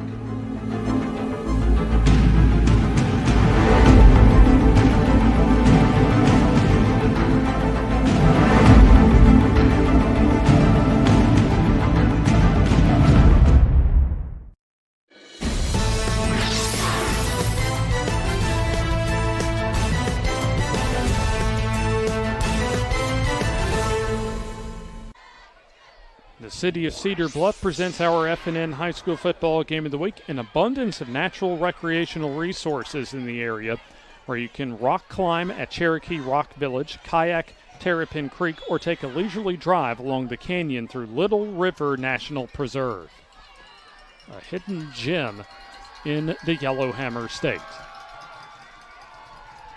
So it'll be a 1st and 10 as under center. Pope handing off to Bates as he'll get maybe a yard across the 42 to about the 43-yard line. And Cedar Bluff starting to play a little more aggressive and really starting to do a better job as far as containing that Spring Garden running game, Coach. Well, I think they had a little miscommunication there. It was a weird play because the quarterback overran the hole and had to reverse out and give the ball back to the running back. So, you know, normally the running back, you know, runs the quarterback is inside of him, but that time he kind of ran behind him and he had to reverse it and hand it off, so that could have been disastrous. Carter Dillingham checking out for Cedar Bluff as 2nd and 9. Pump fake and a receiver all alone down the sideline. And did he stay in bounds? Yes, he did. For a he caught it out of bounds. He actually caught it out of bounds. If you look, it was a touchdown all day. If you look right there, he's by himself right there. All he got to do is catch the football, but he actually catches it out of bounds, see? Oh, Braxton Haney would like to have that one back, Coach. Yeah, if you can run that one more time, Jim, you see him catch it right out of bounds. I mean, his foot, he landed right out of bounds. Yeah, that he was so open that. Oh, I could have caught that one. Oh, I think you and I could have caught that. See, he caught it right there out of bounds, and it's just, I mean, it's unfortunate, but it is. So a blown opportunity for Spring Garden as they try and throw a bubble screen back to Cameron Welsh, who drops a low throw incomplete. Yeah, on that long pass play, Coach, Braxton Haney was so open that he had to be thinking about the end zone and not where he was on the field. Right. You just throw that up and let him catch it. Even if he catch it and you're on the throw him right there, just let him catch it and he walks in the end zone.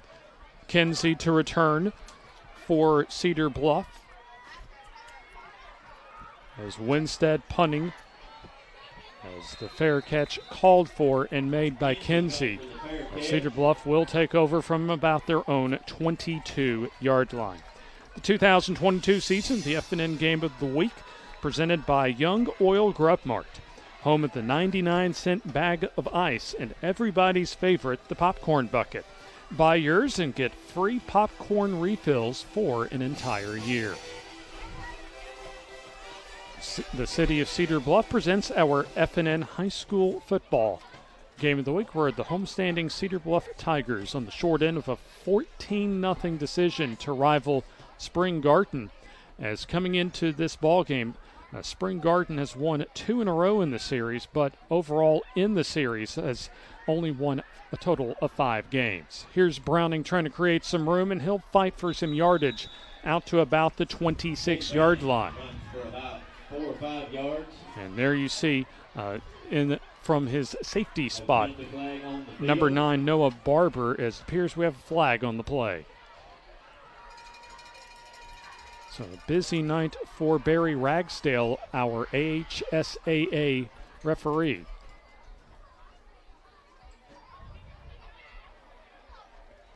I think this time it's going against Spring Garden.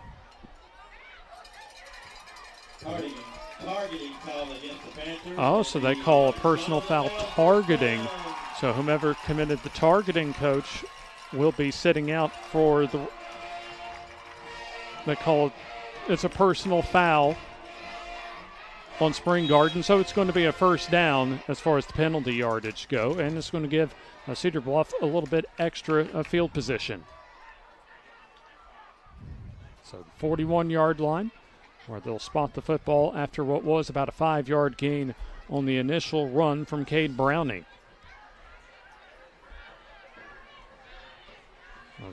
A bunch set, rather, as the run up the middle for Packus. He'll get maybe back to the line of scrimmage and no further. As there you see number 52, William Simpson, among others, in the area of the tackle for Spring Garden.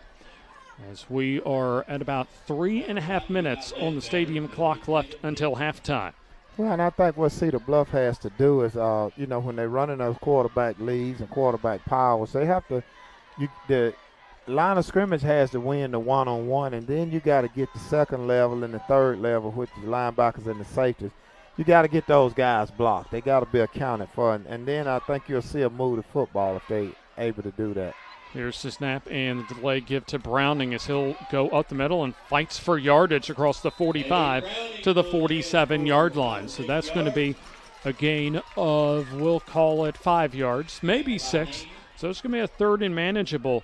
As coming off the bench for Cedar Bluff will be Aiden Green, the wide receiver and also cornerback. So Byron Kinsey checks out for Cedar Bluff. And we're going to have one more substitution as well for Cedar Bluff checking in. Important third down opportunity for Cedar Bluff, as they need to reach the 49 of Spring Garden for the first down. Hunter Jenkins in the ball game, as here's the give to Browning as he gets hit pretty hard. Check that, Jenkins, who came in, took the carry and got hit hard that time for maybe a couple of yards. So it's going to be 4th down. And let's see if they either put it away or maybe try and go for it, will Cedar Bluff.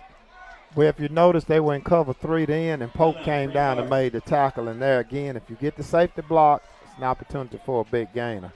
Timeout called for by Cedar Bluff with 2:12 remaining until halftime. We'll take the timeout with them here on the FNN High School Football Game of the Week. The Calhoun County Commission, made up of J.D. Hess, Danny Shears, Fred Wilson, Carolyn Henderson, and Lee Patterson, ask you to take a look at what Calhoun County has to offer. Beautiful parks, neighborhoods, recreational facilities, historic sites, and museums. Our citizens enjoy a high quality of life and strongly support the arts. If you are considering expanding or starting a new business, take a look at what Calhoun County has to offer. You will be glad you did.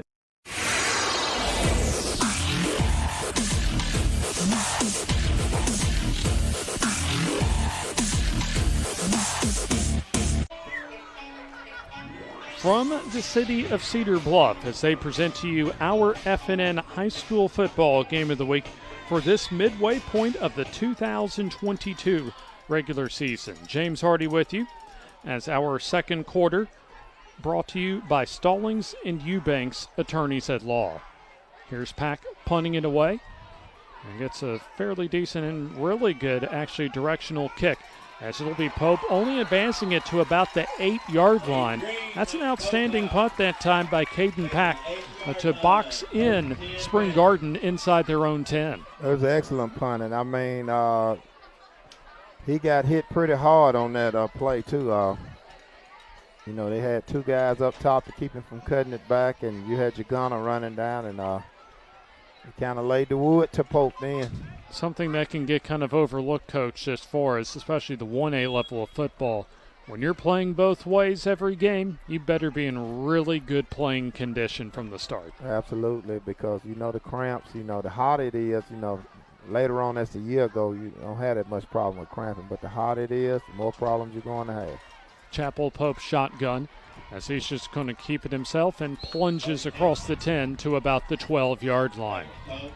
So you're pretty much just going to, especially with under 2 minutes to go until halftime, you'll see probably some safe play calling for Coach Jason Howard for Spring Garden as a timeout called for on the field by the officials. It's like an injury timeout called for. As it looks as if that is one of the linemen for Cedar Bluff. Dylan Kennard, the All-State defensive end from last season, also plays left tackle on the offense. A little bit gimpy, and looking at the sidelines, Coach, for Cedar Bluff, it appeared from just my count they only have 14 reserves on the sideline, 25 in total suiting out tonight. I think that's same number I counted there, and I was looking at that, and as you mentioned earlier, going both ways, that can be tough on you. Yeah, you certainly, football lends itself to those that have the mental and the physical toughness to play. But when you add in having to play offense, defense, and for a lot of these players, special teams as well, that's a special level of toughness you have to strap it up and go out there each and every Friday night. It'll be a second down. Gain of 4, they say, for Pope. As he'll give it off to Bates with good running room. In fact, a huge hole off the right side. As the gain for Bates will get it to the 25-yard line. That'll be a gain of 12 and a first down. So it looked as if that Spring Garden was just going to blow this game open early as they scored touchdowns on their first 2 offensive possessions. But Cedar Bluff, at least their defense, has been able to keep this score at 14-0 for all of this second quarter and the final few minutes of the first quarter. Well, they've actually done a good job, you know, I mean, limiting themselves, you know. Here's the throw down the middle, and that is caught complete to Haney as he'll try and outrace the defense at the 20, and he's going to go for the touchdown.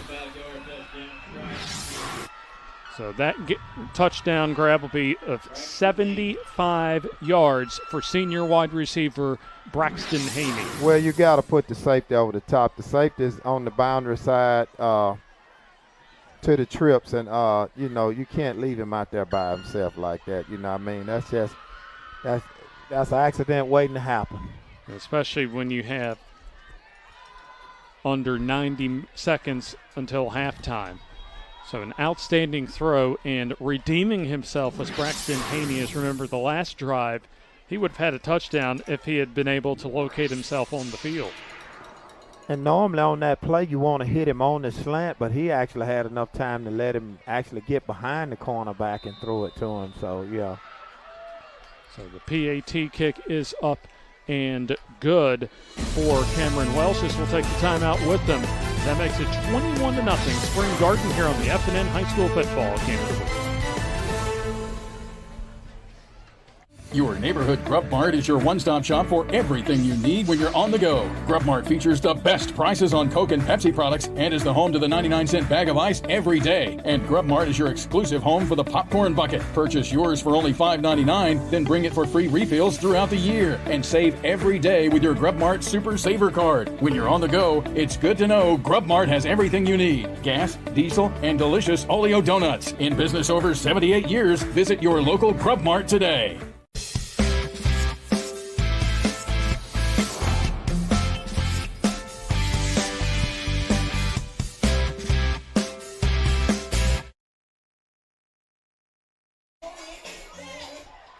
The City of Cedar Bluff, our presenting sponsor for the FNN High School Football Game of the Week tonight, as we won't have our usual bands tonight for your halftime entertainment, but we'll have the town clerk and magistrate Jennifer Runnels at halftime with our Amelia Tucker, as Cedar Bluff returning this kickoff from about the 25-yard line, as it'll be Jenkins going out of bounds around the 42-yard line, we'll say, for our Odyssey Fitness kickoff.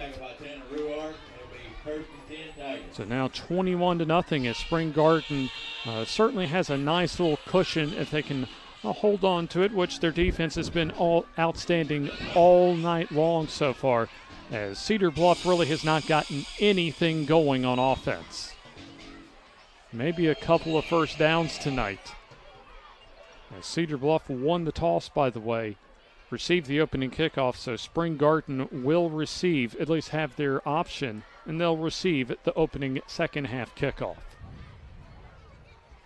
I'm sure they'll want the football. We know they'll want the football indeed, as Browning lowers his head and will get across the 45 to the 46-yard line. The clock winding its way down, and now comes to a stop as there is a timeout called for. Looks like a timeout for Coach Beckett and Cedar Bluff, and we'll take the timeout with them here on the FNN High School Football Game of the Week. At Farmers and Merchants Bank, we're showing off our school spirit with our newly designed vertical Spirit debit cards. Now these are customized with your favorite school's logo, and half of every Spirit card purchased goes toward your school. So, show off your colors and support your local school with the FNM Spirit Debit Card. You can learn more at fnm.bank. Member FDIC.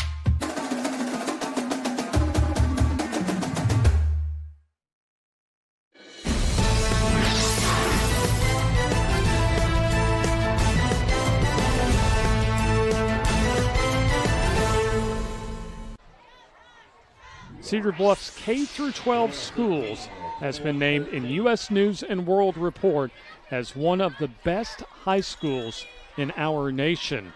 That is the City of Cedar Bluff, our presenting sponsor for tonight's FNN High School Football Game of the Week. It'll be a 2nd down and 4 after Browning gained 6 yards on first down with 45 seconds until halftime.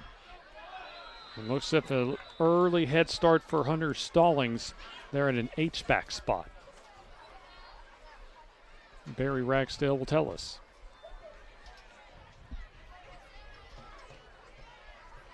Barry Ragsdale officially indicates the false start illegal procedure, as Hunter Stallings got a little bit out of his crouch too early that time, so that'll mark it back to the 41-yard line. Cedar Bluff trying to generate any sort of offense that they can, as they've yet to put any points on the board. Shotgun for Packus. He'll drop to throw. Plenty of time, and now he'll throw down the field into coverage, and that is going to be incomplete. So Eli McFry, the intended receiver, as we'll take a second look at that pass deflection for Spring Garden. Well, he threw it more to the inside, where the defender was. If he had thrown it more to the sideline, he might have had a completion. Reese Winstead that time on the pass deflection for Spring Garden. As it'll set up a 3rd down and 10. Line to reach will be the 49 of Spring Garden for the first down. 38 seconds left until halftime. Our FNN High School Football Game of the Week taking us for our very first trip ever to Cedar Bluff. There's the straight ahead give, and it'll go to Browning as he'll manage to get across the line of scrimmage to about the 43, maybe the 44-yard line. And Spring Garden will use their final timeout with 27 seconds to go until halftime. As Spring Garden has certainly dominated the tempo of the ball game. Hasn't been always a pretty game for them, as there's our next high school football game of the week for FNN Game of the Week next week, and it's going to be 2 of the top teams in Class 4A in the entire state of Alabama, arguably maybe the biggest game next week in the entire state of Alabama. In fact, Anniston beat Handley, if I remember correctly, a season ago. So Handley trying to go on the road and get a little revenge from last season's regular season loss. Absolutely, and Anniston went to Handley and beat them. So it's going to be interesting. That's going to be a tough matchup. Yeah, tough matchup. Ought to be an excellent matchup. In fact, it'll be interesting to see how Anniston emotionally responds after holding on at Piedmont last night. Anniston having a 30-7 lead in the third quarter before Piedmont nearly came all the way back as Anniston held on for a 30-28 win at the Field of Champions last night. And there you see some scores from elsewhere around the state of Alabama as Weaver playing one of their better halves so far against Asbury. As we're closing out the final 30 or so seconds as Pack gets a short little spiraling punt. I'll go down the sideline and go out of bounds. They'll mark it right at the 36-yard line. 22 seconds to go, 21-0 Spring Garden with the lead, as I would imagine that we'll see one snap and probably a knee for Spring Garden before they take it to the locker room. So usually we'd have our marching bands at halftime. Neither school has a marching band this year, so our feature for our halftime coverage presented by the Calhoun County Commission will be the town clerk and magistrate here in Cedar Bluff, Jennifer Runnels.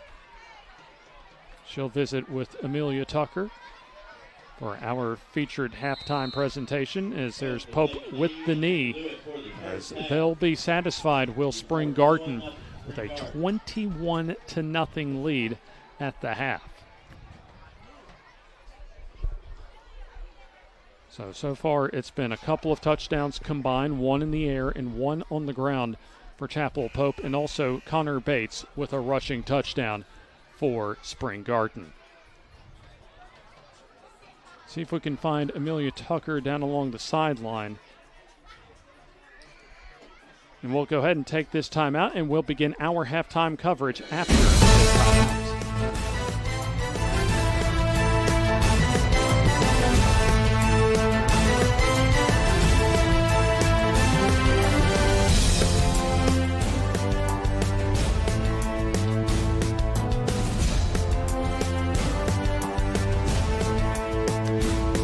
Spring Garden 21 and Cedar Bluff nothing. And let's see if we can send it down to Amelia Tucker for our halftime interview. It's a fight to the end. We know we're playing Goliath, and that's, our thing is to stare the beast in the eye and not back down, and just fight to the end.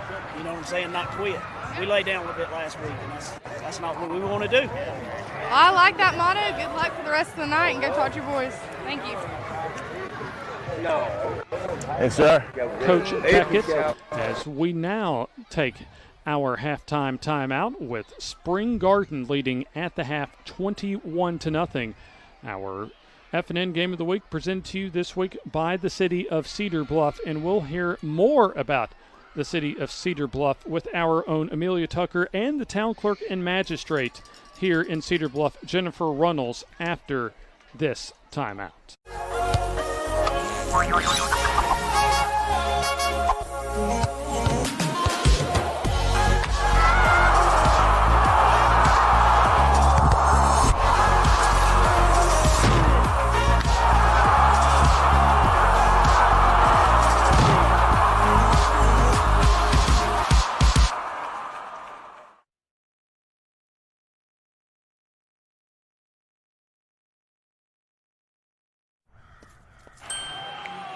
Hey, who are you? Oh, hey, Jeff, I'm a car thief. What? I'm here to steal your car because, well, that's my job. What? What? What? What? What? What? What? It happens. So get off stake. I'd be better protected from mayhem, like me. PCA Insurance is an independent insurance agency located in Piedmont, serving the cities of Piedmont, Center, Hoax Bluff, Jacksonville, Collinsville, Gadsden, Anniston, Cave Springs, and Oxford.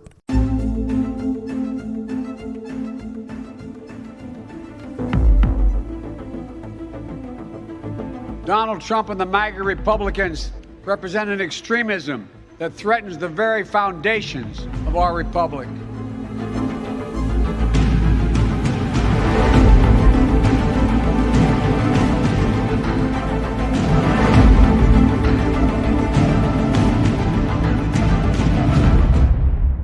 The Calhoun County Commission, made up of J.D. Hess, Danny Shears, Fred Wilson, Carolyn Henderson, and Lee Patterson, ask you to take a look at what Calhoun County has to offer. Beautiful parks, neighborhoods, recreational facilities, historic sites, and museums. Our citizens enjoy a high quality of life and strongly support the arts.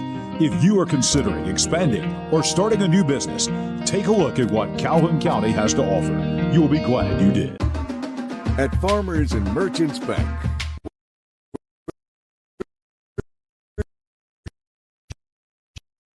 showing off our school spirit with our newly designed vertical Spirit debit cards.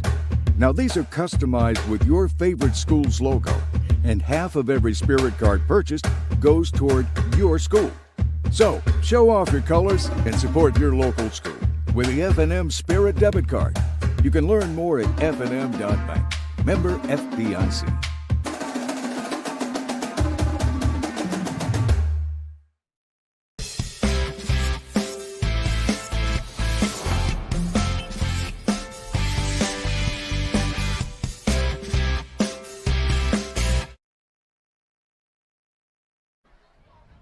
Our FNN High School football game of the week here in Cedar Bluff as the Cedar Bluff Tigers trailed the Panthers of Spring Garden 21-0. The City of Cedar Bluff presents our game of the week this week. And for more on the City of Cedar Bluff, we'll send it down to the sideline for our Amelia Tucker and Jennifer Runnels, the town clerk and magistrate here in Cedar Bluff. Hey guys, I'm with Jennifer Reynolds tonight, the town clerk and magistrate of Cedar Bluff. So Jennifer, how are you doing tonight? So far, so good. So what is it like having a son on the football team? It's nerve-wracking. Nerves are shot. It's nerve-wracking. Yeah. Is he doing good though? He's doing good. So far, so good. Yeah. We're struggling a little bit right now, but hopefully we'll overcome from it. So Cedar Bluff's kind of a hidden gem out here. What is your favorite part of Cedar Bluff? Just the small town feel. The small town feel with the people here. Everybody knows everybody. We live in a small community where, all of our teachers, our coaches, we're all family, friends. So that's what it's about for us, is this is home. Yeah. So Cedar Bluff is actually said to be one of the best schools in the nation. So why do you think that is? I think they put a lot of academics first. They try to produce a lot of scholar athletes as well, but they put their academics first and foremost, and so I think that helps a lot. We get a lot of high test scores and things like that. So that's awesome. What's your favorite activity to do, or your kids' favorite activity? Around here you've got Weiss Lake, which is the crappie capital of the world. So there's a lot of fishing, a lot of skiing, things like that. So that's probably our biggest attraction here is Weiss Lake. So y'all go on the lake a lot on the weekends? We do. Yes. I love to go tubing. Do y'all go tubing? Oh yeah, we do that. We hope nobody goes to the hospital, but we do that. Oh my goodness. I've been close close a few times. But so do y'all do any special days or anything like that in Cedar Bluff? We do. We have a Liberty Day event, which is the first Saturday before the 4th. Sometimes it falls in July. Sometimes it's the end of June. It's a big event we've been doing for 25 years. It brings in thousands and thousands of people.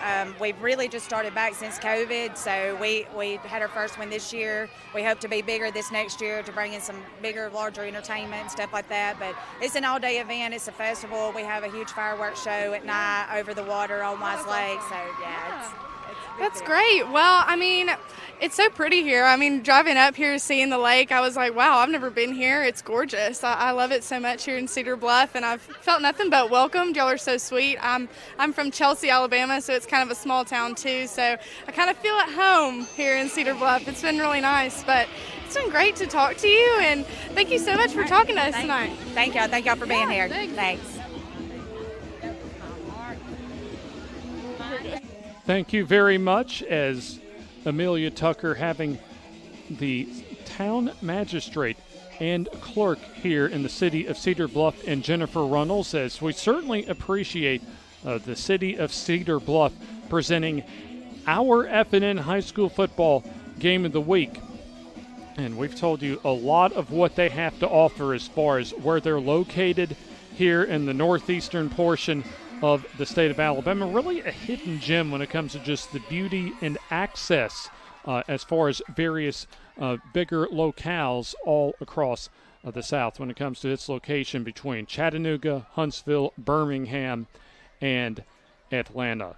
And also, the city of Cedar Bluff presents plenty of opportunities to get involved in community service organizations, women's clubs, and the Cherokee Rose Garden Club, as well as their local government here in Cedar Bluff. Cedar Bluff pretty much just about the halfway point between Gadsden and Rome, Georgia. And there you see Spring Garden with a 21-0 lead over Cedar Bluff, as we'll go ahead and take this halftime timeout here on the FNN High School Football Game of the Week.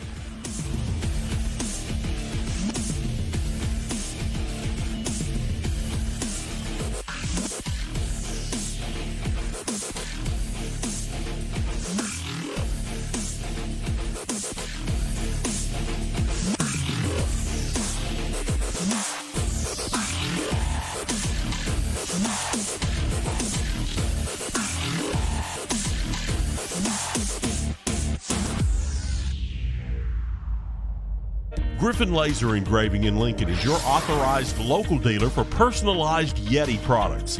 Get your Yeti customized for your team, a business, or a special event. Your color, graphics, even photos. At Griffin Laser Engraving, we make it the way you want it. Order just one or hundreds, and you'll find a full line of Yeti coolers and accessories on hand, even the hard-to-find items. Nationally recognized, but right here at home in Lincoln for quality awards, trophies, powder coating, and personalized Yeti items, Griffin Laser Engraving. Your neighborhood Grub Mart is your one-stop shop for everything you need when you're on the go. Grub Mart features the best prices on Coke and Pepsi products and is the home to the 99-cent bag of ice every day. And Grub Mart is your exclusive home for the popcorn bucket. Purchase yours for only $5.99, then bring it for free refills throughout the year. And save every day with your Grub Mart Super Saver Card. When you're on the go, it's good to know Grub Mart has everything you need. Gas, diesel, and delicious Oleo donuts. In business over 78 years, visit your local Grub Mart today. Did you know Kona Ice can help you fundraise for your school? It's true. It's quick, it's easy, and the kids absolutely love having Kona Ice. We'll let you in on a little secret. Teachers love it too. So, how can we help you fundraise this year? It's quick, it's easy, the kids love it, and teachers love it too.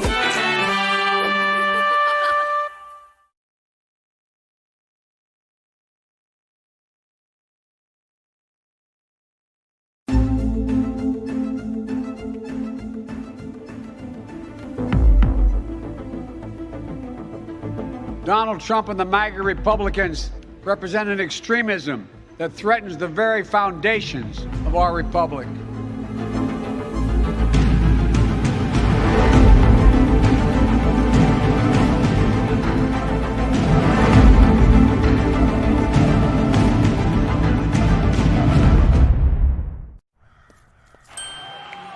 Hey, who are you?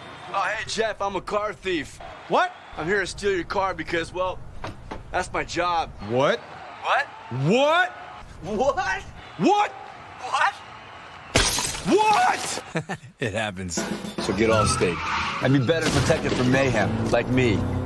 PCA Insurance is an independent insurance agency located in Piedmont, serving the cities of Piedmont, Center, Hoax Bluff, Jacksonville, Collinsville, Gadsden, Anniston, Cave Springs, and Oxford.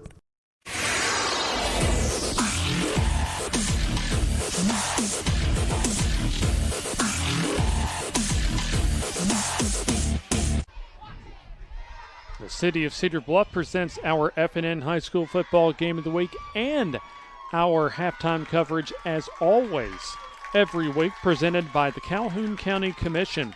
Take a look at what Calhoun County has to offer. Now, we'll be back in Calhoun County for our next scheduled high school football game of the week here on the FNN Game of the Week, and that's going to be one of our biggest games of the season.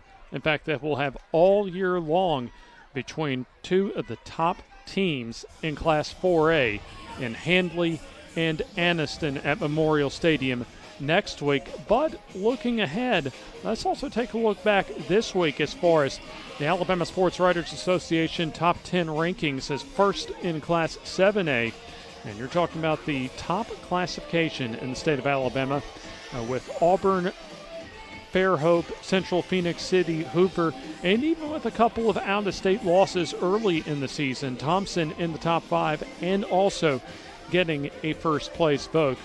As have to give some credit to Tuscaloosa County as far as their 4-1 start and top 10 ranking, as they've struggled in that Birmingham-heavy region for many, many years since they joined 7A.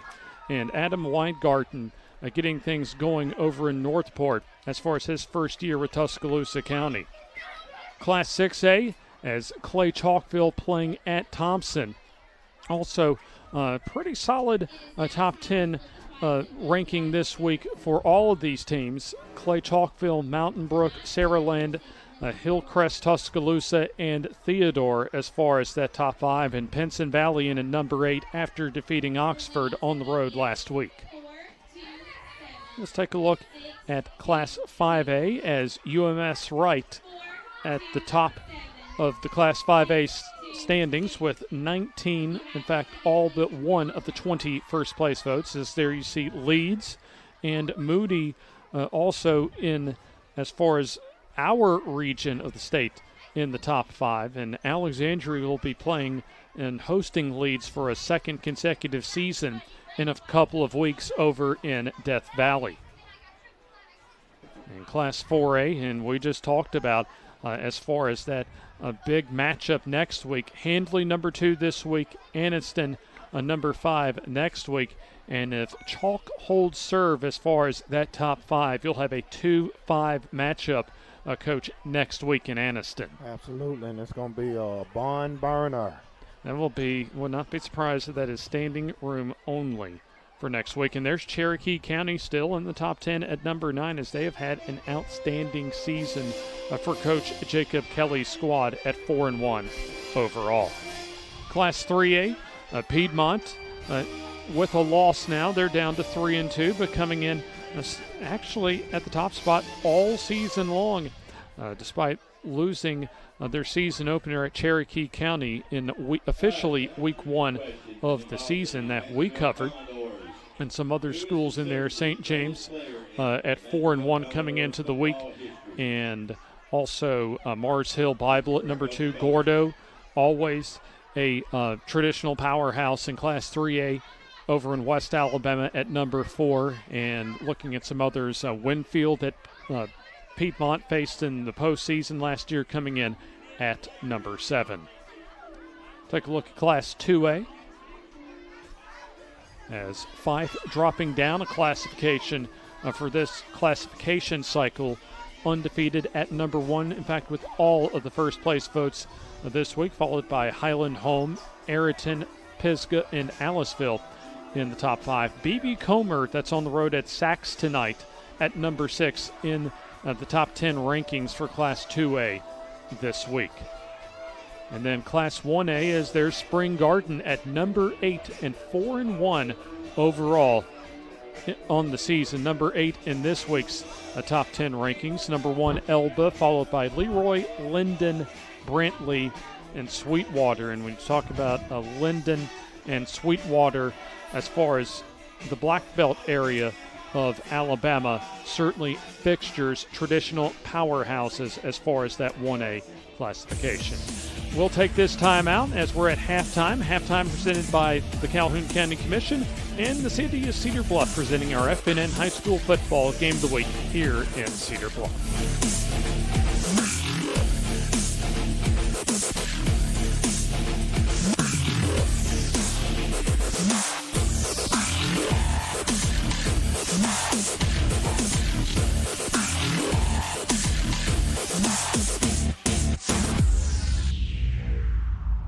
Your neighborhood Grub Mart is your one-stop shop for everything you need when you're on the go. Grub Mart features the best prices on Coke and Pepsi products and is the home to the 99-cent bag of ice every day. And Grub Mart is your exclusive home for the popcorn bucket. Purchase yours for only $5.99, then bring it for free refills throughout the year. And save every day with your Grub Mart Super Saver card. When you're on the go, it's good to know Grub Mart has everything you need. Gas, diesel, and delicious Oleo donuts. In business over 78 years, visit your local Grub Mart today. The Calhoun County Commission, made up of J.D. Hess, Danny Shears, Fred Wilson, Carolyn Henderson, and Lee Patterson, ask you to take a look at what Calhoun County has to offer. Beautiful parks, neighborhoods, recreational facilities, historic sites, and museums.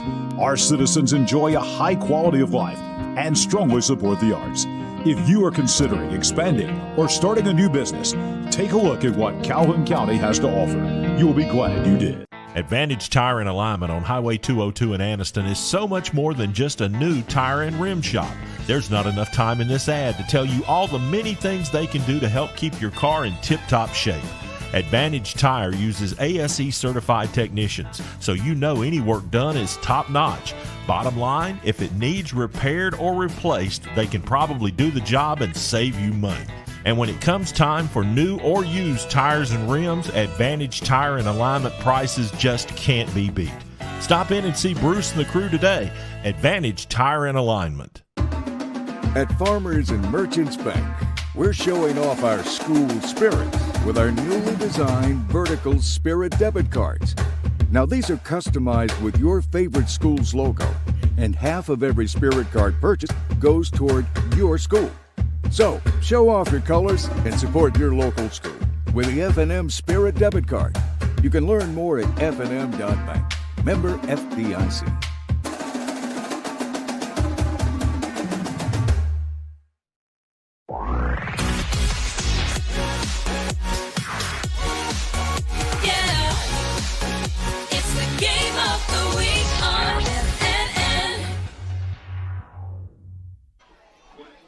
The City of Cedar Bluff presents our FNN High School Football Game of the Week, but it's visiting Spring Garden, leading 21-0 over Cedar Bluff.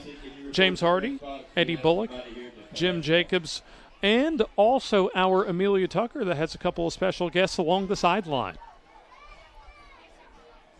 Well, we'll get to her in just a moment, but it's kind of a quick recap of the first half, as it was a fast start for Spring Gardens. They had 14 points before you could even get settled in.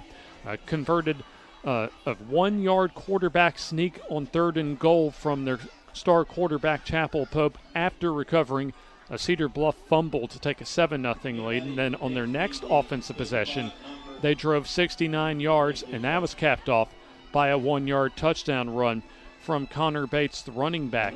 And then it was 14-0 right up until the final, really 90 seconds of the first half, when wide receiver Braxton Haney got behind the defense and was able to receive the aerial from Chapel Pope of 75 yards for the touchdown to make it 21-0. And Eddie, just some of your overall thoughts as far as what you saw in the first half.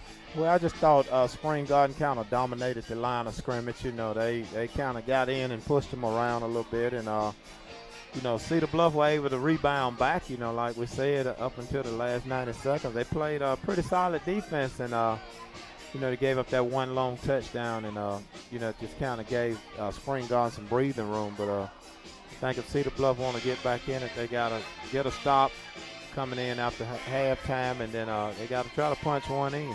And now let's send it down to Amelia Tucker on the sideline. Go! Go Big Red! Go Big Red! Go Big Red! Go Big Red! Thank y'all so much. Have a good night. All right, thank you, ladies, as we're about to begin, at least about 90 seconds or so away from beginning of the third quarter. Always good to get them started young, and something special as far as that you certainly know, Coach, as far as your coaching career getting around the state, as far as visiting some of these locales, as far as just what high school football means to the culture of these communities. Well, hey, I think everybody shut down on Friday night to come out and watch a football game. I think whether it's Cedar Bluff or Piedmont or pretty much all around our coverage area, that's always something special as far as just seeing these towns shut their businesses down on game day and come out, whether at home or on the road, as there you see some of the factoids as far as the Cedar Bluff Tigers program, a tradition-rich program up in northeast Alabama. Actually, before going to Piedmont, Steve Smith coached here at Cedar Bluff. And this is the second year for Alan Beckett as far as his head coaching tenure here in Cedar Bluff. They actually won all 6 of their region games last year. Kind of up and down so far this year. Some inconsistency from what Coach Beckett mentioned to me as far as what he thought this team could be a 1-4 team or could be a 4-1 team. And there you see as far as his 20 seasons overall as a head coach. And this is his third head coaching job, primarily in this northeastern portion of the state of Alabama. We'll go ahead and take this quick timeout, and we'll have kickoff and begin the second half after this.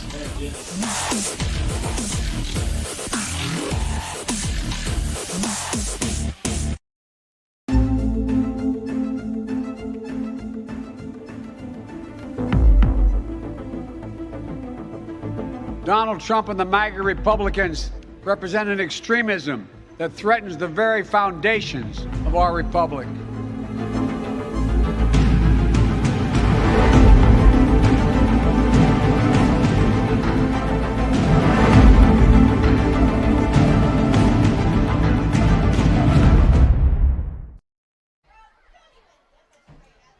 The city of Cedar Bluff presents our FNN high school football game of the week as Spring Garden having the 21-0 advantage over Cedar Bluff, as we're about to have another Odyssey Fitness kickoff. More than a gym at the Odyssey, the goal is to play an important role in health and happiness. Stop in today for more details at 1199 Chestnut Bypass and Center, or visit them online at odysseyfitness.org.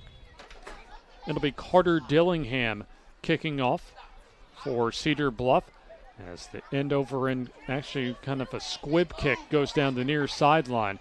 As this is going to be Cameron Welsh trying to angle it to the far side, and he does so as he'll follow some blocking across the 40 and gets run out of bounds, and they'll mark it back at the 40-yard line, where Spring Garden will have it first down and 10. A couple of touchdowns, one in the air and one on the ground for Chapel Pope tonight. A very workmanlike effort overall for Spring Garden in the first half. So they'll take over really with an opportunity to put this game away, as they're up by 3 scores, looking to improve to 5-1 in the season, as both of these teams will return to region play next week. The gift Connor Bates as he'll go off some outstanding blocking as he gets deep into Cedar Bluff territory, and he could go as he'll go into the end zone for the touchdown. So right on the very first play of the ball game, 60 yards for Connor Bates and his second touchdown of the night.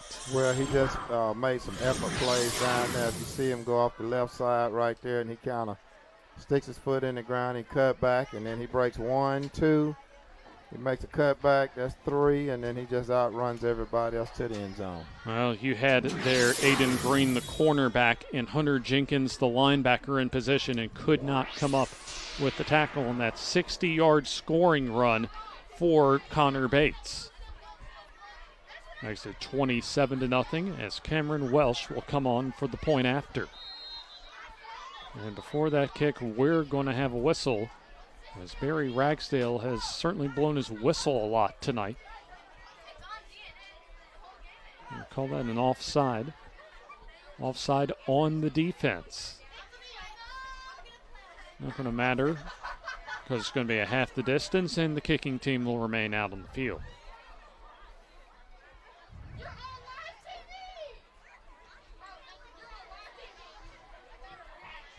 So also, speaking of busy, Cameron Welsh, really all of these players busy, but at least kicking-wise, this will be the 4th PAT of the night for Welsh. Spring Garden looking for their 3rd consecutive win over Cedar Bluff for the first time in program history. As the kick is up, and it is good, and we'll take the timeout with them. As Spring Garden leads 28-0 over Cedar Bluff here on the FNN High School Football Game of the Week. Aniston Auto Trim and Body Shop is your best stop for full-service auto body repair, including all body work and professional painting. They also specialize in complete classic car restoration. When you have an accident, you want it back the way it was, and that's what you get with the team at Aniston Auto Trim. The same is true if you're ready to restore your dream car or a timeless family classic. They work with all major insurance companies and provide free estimates for every job. Come by today and see Stacy Jennings and the gang at Aniston Auto Trim and Body Shop, just up the hill off Quintard on Greenbrier Deer Road.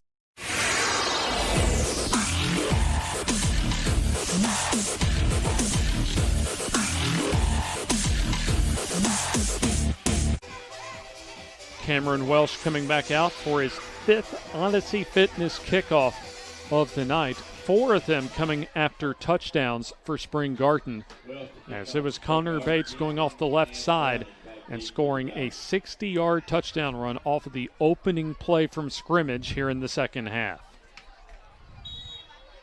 As there you see Odyssey Fitness presenting our kickoff, as that's going to go to the far side to Browning, as he'll try and reverse field check that. Jenkins reversing field to the 30. 35, 40, and he's wrapped up at the 40-yard line, where it's going to be a 1st down and 10 coming up for Cedar Bluff, as Tanner Rourke making the special teams tackle. He got an excellent return right there. I mean, he made a great cut and outran about 3 guys and gave his team good field position. The city of Cedar Bluff presents our FNN High School Football Game of the Week this week, as we're making our first ever trip, or at least made our first trip this evening, to L.D. Bruce Field. Just off the shores of Weiss Lake here in Cedar Bluff, as the Tigers have it 1st and 10, as it'll be Pack getting wrapped up in the backfield, and he'll get swallowed up for about a 2-yard loss. Defensive line, really Spring Garden in general, just starting to flex some muscle here early in the second half, as Hunter Jenkins will get the call off the sideline for Coach Alan Beckett. Now, Coach Alan Beckett describing Cedar Bluff this way, or rather Spring Garden this way, as far as a top-notch program now under Jason Howard. And right now, Spring Garden looking top-notch to begin the second half. There's the snap, and it'll be the keeper and throwing it away. Having a receiver in the area in Jenkins was Pack, and so it's going to be a 3rd down and long. Aggressive defense that time, Coach, to come in, swarm the quarterback, and really disrupt what looked like a zone read type of play. Well, I actually think it was a busted play because he put the ball out for a handoff, and when nobody answered, he kind of tried to roll back and you know, he got rid of it. I think it was just miscommunication on that particular play.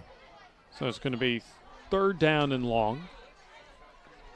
They need a dozen officially, does the Cedar Bluff offense, as they have to make the 50 to move the sticks. 3 down linemen for Spring Garden.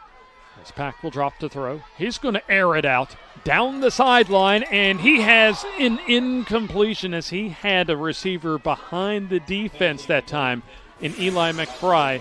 That ball might have been a little behind McBride, but still a catchable ball. Absolutely. I thought he had a chance to catch it. If you see it, he has a receiver right there, and I think that, I mean, it just hit him right there in the hands. I think he had an opportunity to catch it. And should have caught that ball.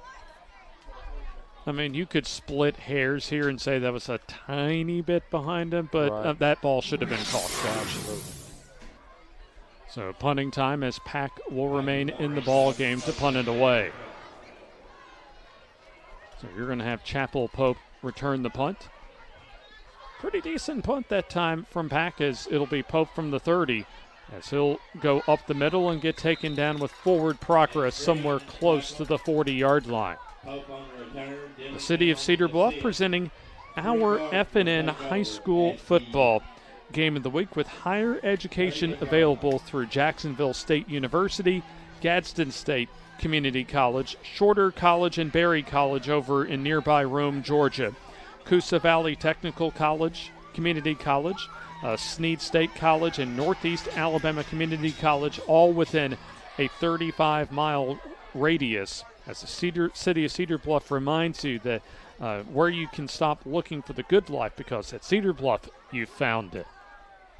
Here's the carry off the right side, and more outstanding blocking as there you see some more scores from around the state of Alabama. This is a non-region week all across the Yellowhammer State. As in our intra-Cherokee County rivalry matchup, it is Spring Garden coasting away with this one right now, up 28-0.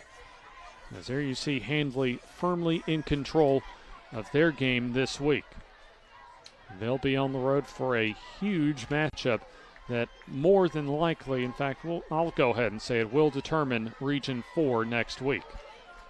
There's the give to Bates, as he'll break out of one tackle and get stood up right around the line of scrimmage for little, if any, yardage.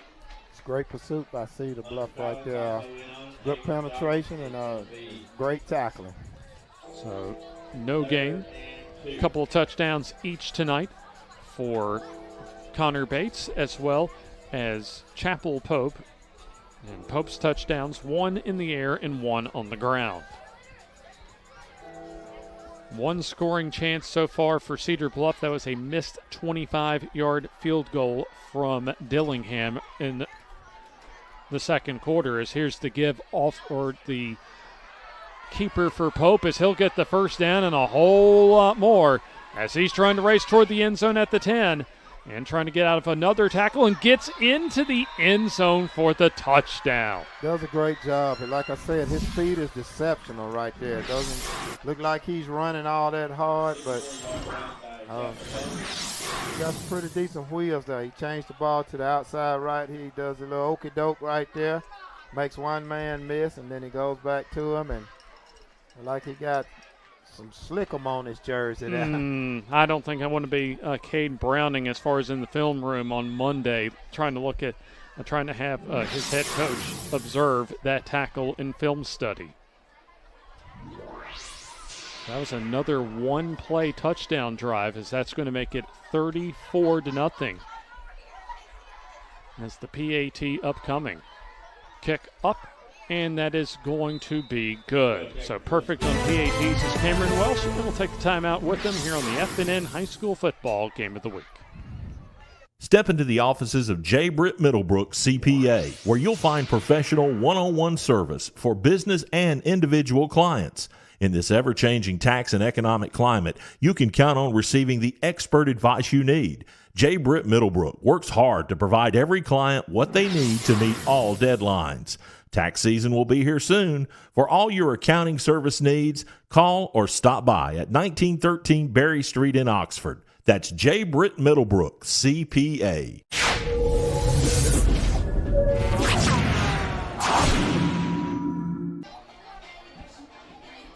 City of Cedar Bluff presents our FNN High School Football Game of the Week, and we'll have another Odyssey Fitness kickoff coming up for Spring Garden. More than a gym at the Odyssey, the goal is to play an important role in health and happiness.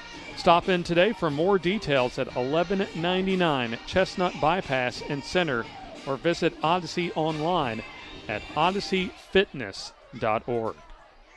The City of Cedar Bluff, our title sponsor for the FNN High School Football Game of the Week this week, up at really one of the hidden gems in the state of Alabama when it comes to Cedar Bluff and Weiss Lake. It was a short kickoff that the kickoff return team for Cedar Bluff aware of and is able to down it around the 41-yard line.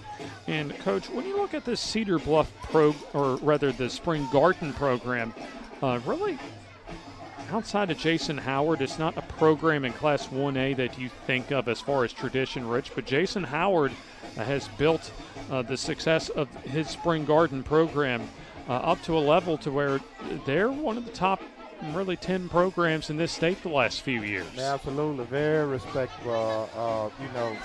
In the past you didn't hear much about them in football, but now, their name they always in the mix every year. So he's doing a fantastic job, And then let's bring in Amelia Tucker for another report from the sideline. Guys, even though Spring Garden is leading this game significantly, down here on the sidelines you can definitely see that the Cedar Bluff coaches and players are still engaged and they're not giving up, and that's what's most important in this game. Back to you, James.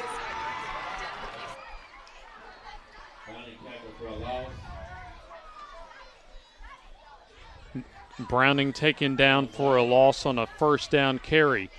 As we've played about almost 4 minutes of this third quarter, already a couple of touchdowns on the board here in the third for Spring Garden, as both Bates and Pope have added to their touchdown totals here in the third quarter.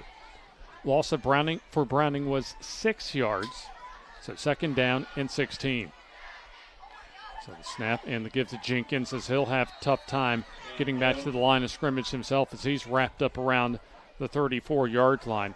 And in talking with Coach Alan Beckett, Eddie, he not only mentioned as far as the Spring Garden program being top-notch, but when looking at Spring Garden going down the road, he thinks that this team may have an opportunity to put themselves in position for a deep postseason run. Well, absolutely. I agree with him. I mean, they've done it pretty much each year, and, they seem like they're just getting better and better. They're getting seasoned, And that's one thing that Jason Howard told me, is that he was really pleased with, especially his role players kind of settling in their roles, as McFry goes up and makes the grab at the 35-yard line. Nice pass on the jump ball by Caden Packus. McFry goes up and makes the first down reception. Absolutely. Now he makes the adjustment right here. You can see the pass. And when it comes in, he makes the adjustment right there, the same. Good coverage that time. Looks like from Noah Barber, the safety, as that'll be a first down reception to the Spring Garden 35-yard line. As we said, it's good defense, it's better offense, though. Gain of 31 on that pass completion. As here's Browning in the Wildcat, as he's going to get wrapped up. As it looked like big number 72, Jacob Welsh, came in and hog-tied Browning that time on the tackle. Well, they're getting physical out there, and, Browning doesn't want to go down, and I like that about him. That lets you know he's a fighter. That's right.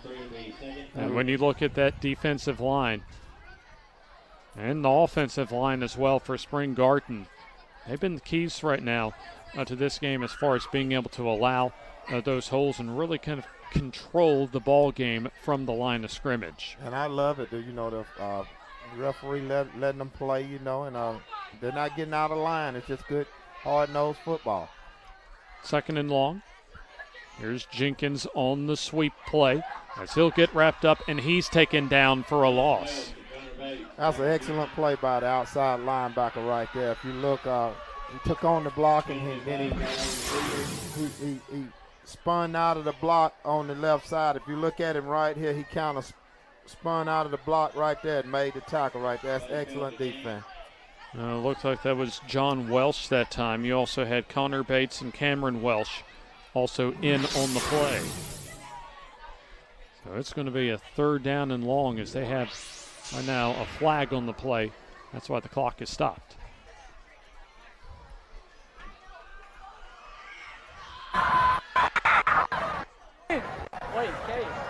Got a dead ball. Unsportsmanlike. Here. Got a dead ball. Unsportsmanlike. Here. Those penalties all set. Got a dead ball. Personal foul. On what? So some extracurricular activity resulting in a personal foul for Spring Garden and offsetting unsportsmanlike conduct penalties for both teams. So things getting a little chippy down there on the field, Coach. Hey, well, I like it. Neither team wants to back down. Hey, we down 34-0. We're not backing down.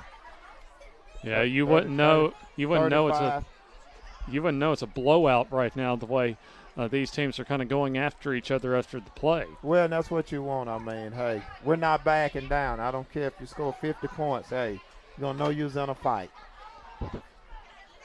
So that would have been a 3rd down and long. And so instead, it's going to be a short yardage situation on 3rd down for Cedar Bluff. And you may see it. Well, I think they'll try to get the 1st down, but you don't be surprised if you see them take a shot. Oh, that's probably the best play that they've had so far. Certainly on this drive is in the air. As here's the rollout, and the throw is complete to Stallings for the 1st down. Inside the 20 to around the 17, maybe the 16-yard line. Hey, and that's a tough throw, man. Look, he's rolling out to his right here. And then he has the square shoulders back up to make that throw. And he throws it right on the dime. Now, that's an excellent throw. While you look at the scoreboard, Eddie, and figure that as we have a timeout on the field, a timeout actually called for by Spring Garden, and let's go ahead and take the timeout with them. With 5:23 left in the 3rd quarter as Spring Garden leading 35-0.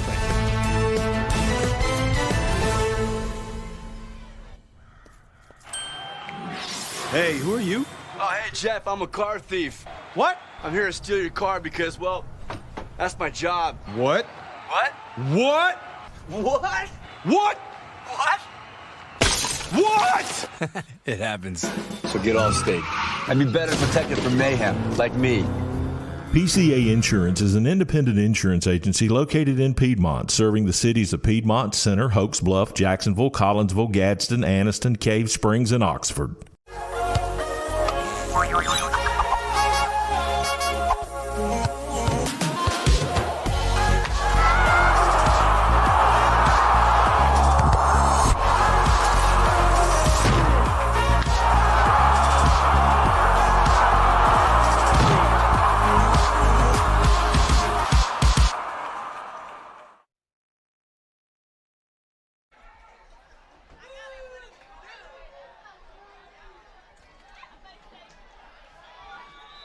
Out of the timeout, Browning wrapped up and taken down for a loss by the Spring Garden defense. As you had pretty much 3 to 4 tacklers that time for the Spring Garden Panthers converge on Browning on that 1st down carry. So that loses 3. So 2nd down and 13, and still mark the ball at the 21 of Spring Garden for the Cedar Bluff Tigers. Our FNN Game of the Week presented to you by the city of Cedar Bluff this week. As Caden Pack will drop the snap, a bad snap that time, as he'll get taken down back around the 29-yard line. So it's going to be 3rd down and a long way to go to get to the 1st down with under 4.5 minutes to go in the 3rd quarter. But it definitely has to be a deep throw, or it has to be a screen or a draw. That's all you can do right here. You know, you make your defense aware of it, but, you know, you got to throw it down. There's still a possibility to get a 1st down, you know, without scoring. So. Well, something I wanted to mention to you, Eddie, as far as this game really being out of reach, but for someone like Caden Pack, this is an opportunity really to kind of build some confidence, even though his team's not going to win this ball game more than likely, but it's an opportunity, especially if Bucky Leake's not able to come back anytime soon, still an opportunity for Pack to get some much-needed reps as that jump ball goes incomplete toward the end zone at the far side of the field, intended for Aiden Green. Well, what it does for you is it gives you a chance to see if your team even, when you're facing adversity, and it gives you an opportunity to see if they'll keep fighting for you, if they'll quit. And so far, Cedar Bluff has shown that they will fight, And that's what you want. You want to pick those, don't dwell so much on the bad plays or the miscues. You want to dwell on the good. You want to pick out as many good points as you can, good plays that you can to give them confidence, because it helps them to build going on into the rest of the remainder of the schedule. 4th and 19 from the 28, so they need to reach the 9 for the first down as Pack is almost escaped pressure, but he's going down as he's sacked back at the 34-yard line, and that's going to be a turnover on downs for the Spring Garden defense as they're able to come up with the 4th down sack by Carson Bostic. Well, when you get a defense that aggressive and it's 4th down the way Spring Garden is sending them, that's when you want to call a screen. You want to set them up and try to get rid of the ball quick as possible behind the linebackers, and that slows down the blitzing.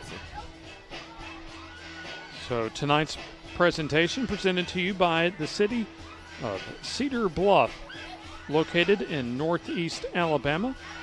Take a look at what Cedar Bluff can offer to you as far as abundance of natural resource, recreational resource opportunities in the area. Give goes to the 38-yard line, as it'll be getting one of his few carries tonight in Cameron Welsh, as he's mainly lined up in that fullback spot. He's made all 5 of his PAT kicks. And at this point, Coach, you figure that Spring Garden is just looking to run this clock out, get the win, get out of here, and get ready for their next region game. Well, that's what you want to do. And then you also want to work on some things, like you saw a short kick after the last touchdown, and I think that was by design. They wanted to work on the pooch kick. So here's Pope giving off to John Welsh, as he'll get stood up across the 40 to about the 41-yard line. Spring Garden, number 8 in this week's Alabama Sports Writers Association Top 10 rankings, as they're at 4-1 on the season. Really, they're about a full quarter and then 2.5 minutes away from notching their 3rd consecutive victory in this series over Cedar Bluff, something that has not happened before. And really, prior to this winning streak, they had not even won as many games as they're about to win in this streak in this entire series. Snap and the give to Cameron Welsh as he tries to break free, and he does so. 20, 15, 10, and wrestled down at the 4-yard line. So Cameron Welsh nearly takes it to the house on 3rd and 4 from his own 41 as he comes up just 4 yards shy of the first down on a gain of 55. Just a great run. I mean, he got to the second level, and, he had an opportunity to punch it in, Aiden Green on the touchdown-saving tackle for Cedar Bluff. As we come to just a little over 2 minutes left in the 3rd quarter. And again, that's tough hustle. He came all the way from his cornerback position to run him down and save a touchdown at that point, So that's what you want out of your team. You want them to continue to fight. Welsh, the deep back, as he'll get the call off left guard, fighting toward the end zone and waiting for the official signal, and they say he's short by about a yard.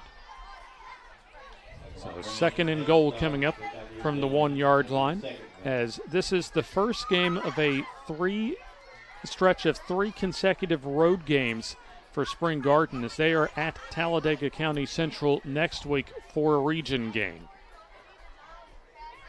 And then they'll have a non-region game against Pleasant Valley in a couple of weeks, followed by a home game against Donahoe, and then another region game at Raglan to close out the regular season, as the Cedar Bluff defense stops that play for a loss, as we're now under a minute to go in the third quarter. Really, Coach, looking at this Spring Garden schedule, most of their games on the road this year, also playing 10 consecutive games beginning in week 0, as they have just 4 home games on their 2022 regular season schedule.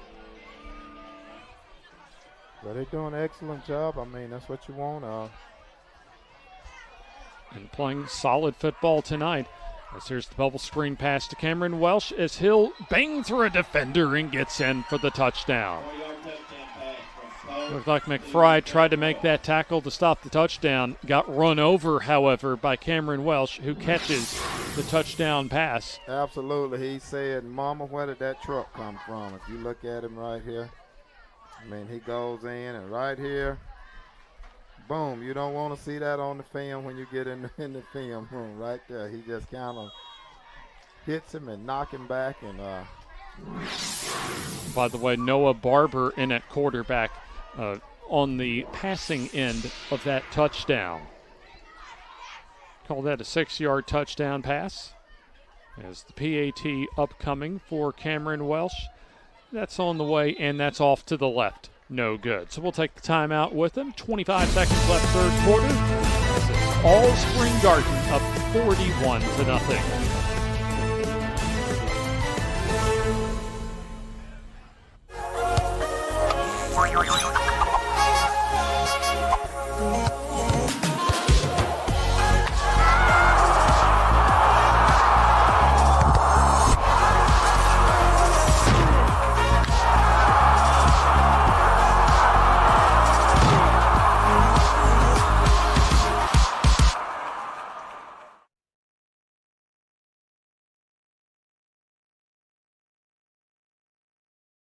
Your neighborhood Grub Mart is your one-stop shop for everything you need when you're on the go. Grub Mart features the best prices on Coke and Pepsi products and is the home to the 99-cent bag of ice every day. And Grub Mart is your exclusive home for the popcorn bucket. Purchase yours for only $5.99, then bring it for free refills throughout the year. And save every day with your Grub Mart Super Saver Card. When you're on the go, it's good to know Grub Mart has everything you need. Gas, diesel, and delicious Oleo donuts. In business over 78 years, visit your local Grub Mart today.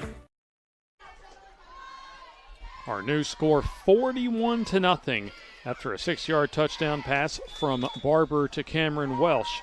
As we'll have yet another Odyssey Fitness kickoff and an onside kick, it appears.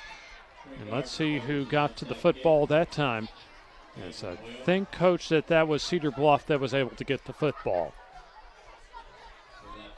All Spring Garden right now as they're on their way to a 5-1 record after tonight's ball game, as we have 25 seconds remaining in the third quarter and then the rest of the fourth quarter coming up, as our FNN Game of the Week presented to you by the city of Cedar Bluff. Historic sites to explore, including Cedar Bluff's Cornwall Furnace, one of the best preserved of the Civil War period, and ways to get involved in activities at the nearby Cherokee Historical Museum. Time out on the field with 25 seconds remaining in this third quarter. Reminder about Odyssey Fitness, as they're more than a gym at the Odyssey. The goal is to play an important role in health and happiness. Stop in today for more details at 1199 Chestnut Bypass and Center, or visit Odyssey online at odysseyfitness.org. And there you see where we're located. And as Coach Beckett told me earlier this week, Eddie, you can pretty much bring your football and bring your fishing pail up here, your fishing bucket, because we are just basically walking distance from the shores of Weiss Lake. Absolutely. I was looking at that coming in and looking at how great the lake looked, and I was actually wondering if you could park on the side and fish. Well, I know that the boat ramp getting to Cedar Bluff is essentially right off the bridge. So actually check that on that kickoff, the Odyssey Fitness onside kick. It was Spring Garden recovering, and so they'll have the football, and they get minimal yardage on their first down carries. There you see the 4-box view all across the field as far as the remaining seconds of this third quarter, as we have now come to the conclusion of the third quarter. Fourth quarter coming up, all Spring Garden. They're leading 41-0 in the FNN High School football game of the week.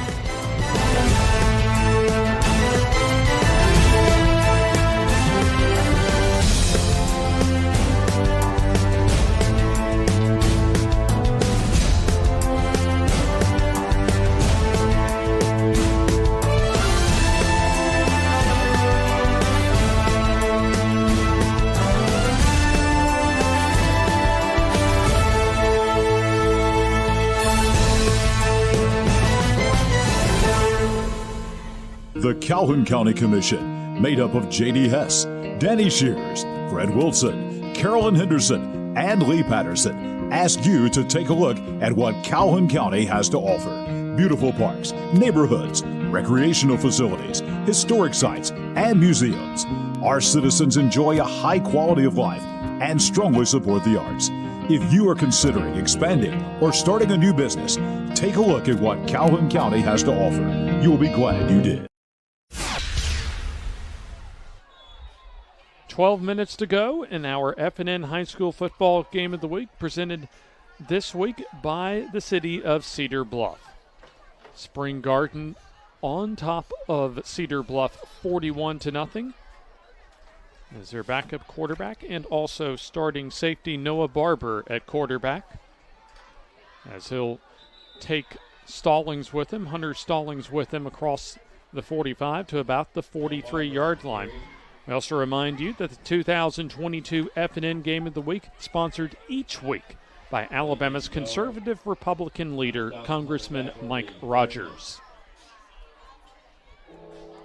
And it was 21-0 at halftime in a dominant third quarter. Probably the best third quarter, at least individual quarter we've seen tonight for Spring Garden, putting 20 on the board and controlling all the way around the third quarter here tonight.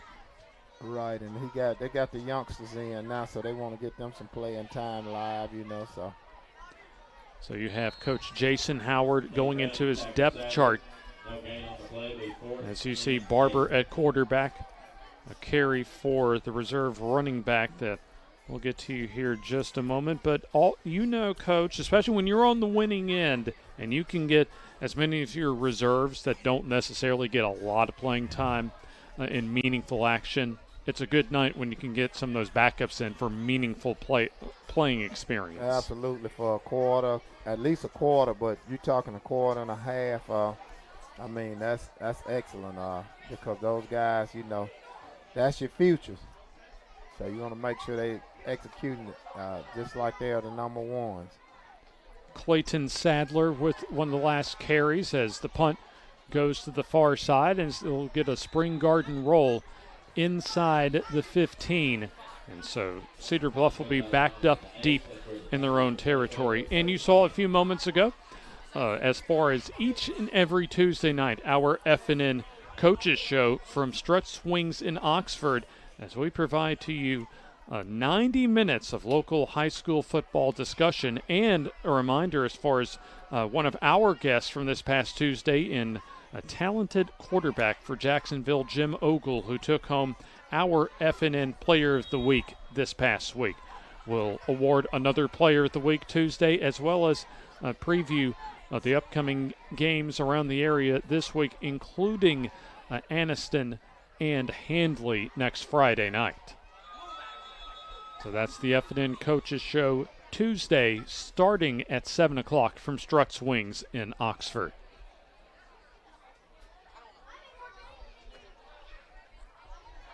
Flag on the play,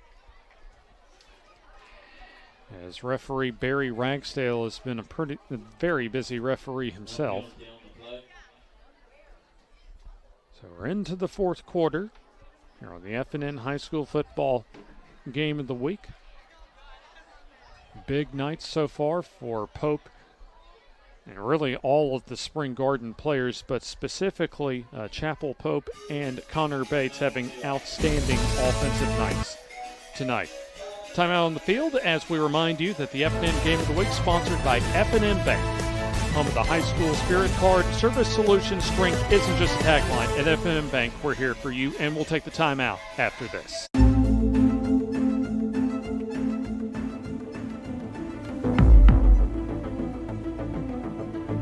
Donald Trump and the MAGA Republicans represent an extremism that threatens the very foundations of our republic.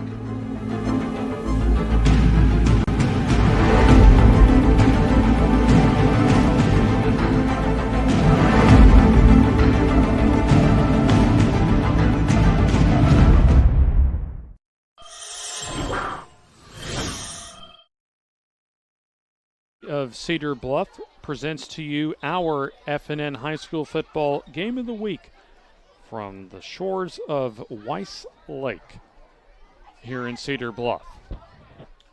Caden Pack has been the quarterback for the entire game so far, as that straight ahead give gets very little for Cedar Bluff, as they're backed up inside their own 10-yard line, approaching 10 minutes left in the game.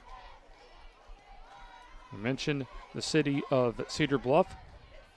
As, of course, when you talk about looking for the good life, when you come to Cedar Bluff, you've pretty much found it as far as the natural beauty, but also have a town park where you can bring the kids to play and have a picnic on a beautiful sunny day.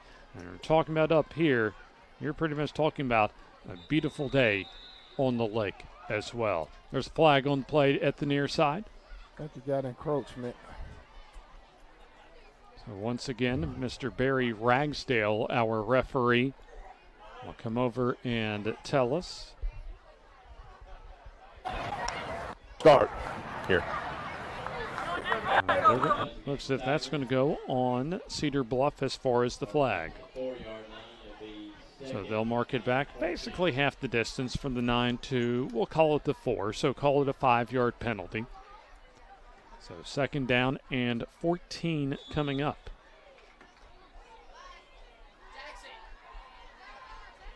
So pistol formation for Pack. I'm going to give it to Jenkins as he'll get wrapped up in the backfield close to the goal line. Not going to be a safety, of course, but it's going to be a big loss, as that's going to mark it back from about the 4 to at least the 2-yard line. So a couple, maybe 3 yards on the play. And it's been all Spring Garden so far tonight, as they took 14-0 lead after 1, 21-0 at halftime. And they ended the third quarter scoring 20 in the third to push their advantage to what it is now at 41-0. Spring Garden looking solid so far. What's impressed you most about them, Eddie? Well, they're sticking with what they do. You know, they play with grit, but, you know, kind of utilizing the tools and the people that they have. So here's the shotgun. And this will be the give to Jenkins. This will be well shy of the first down, but gets close to the original line of scrimmage, which was around the 9-yard line. 8-yard line. So they'll officially spot it at the 8 for a 6-yard gain, and it's going to be punting time for the Cedar Bluff Tigers. Yeah, they hadn't really done anything fancy, just, you know, kind of working what they do. Cedar Bluff coming in at 3-2 overall in the season. Last week they lost here at home to Decatur Heritage Christian, and by the way, this is the last of a stretch of 6 consecutive home games for Cedar Bluff. Punt looks like got partially deflected, but does get a Cedar Bluff roll, as it'll take a stop around the 37-yard line. Cedar Bluff will go on the road in region play next week to close out September at Valley Head. Then they'll return home for their senior night against Coosa Christian on October 7th, have their off week, and then close out the season with 2 road games at Appalachian and at Donahoe. So Cedar Bluff right now, as far as the standings, kind of a 50-50 proposition right now as far as making the playoffs or not. But Spring Garden certainly, at least according to Alan Beckett, a top-notch program that could make a deep run this year in the 1A playoffs. And also Jason Howard telling me, as far as Spring Garden, that is, they got what he thought was a must-win game as far as playoff positioning last week against Winterboro. There's a flag on the play off the first down carry for Barber. And it would appear, as far as where that flag was thrown, that it would be a hold, and it is. Hold against the Panthers.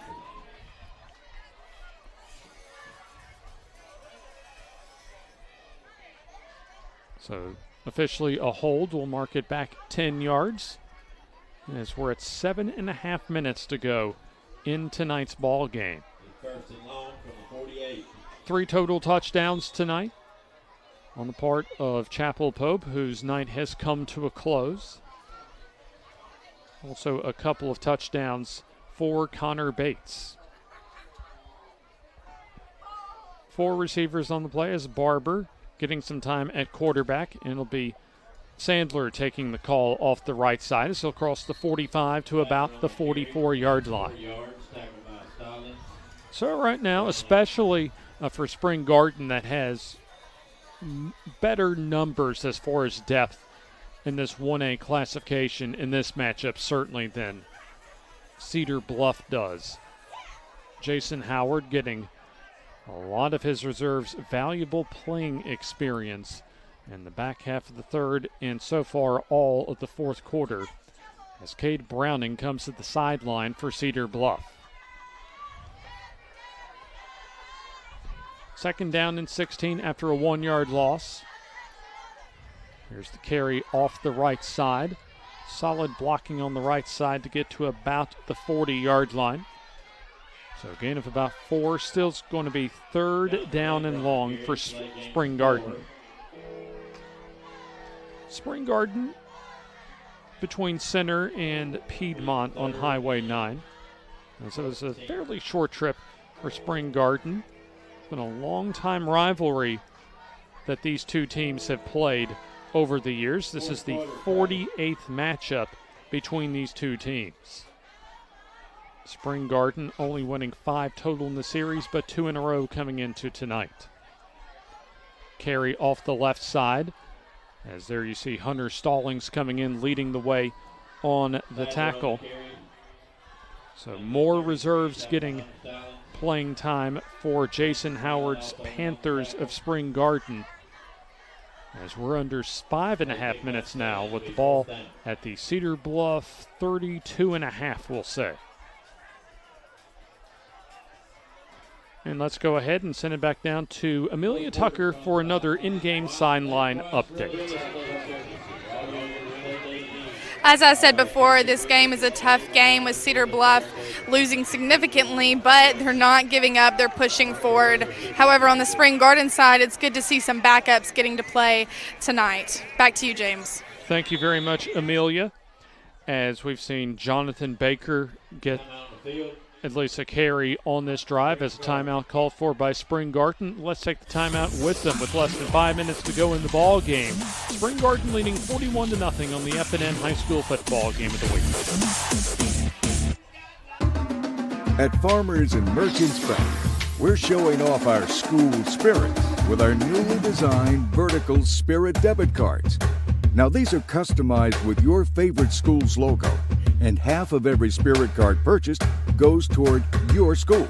So, show off your colors and support your local school with the FNN Spirit Debit Card.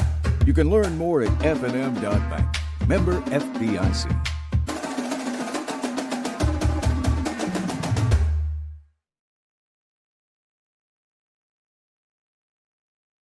FNN High School Football Game of the Week, and here comes a 49-yard kick for Cameron Welsh as the spot and holder there, and the kick, well, not anywhere close to getting to its target.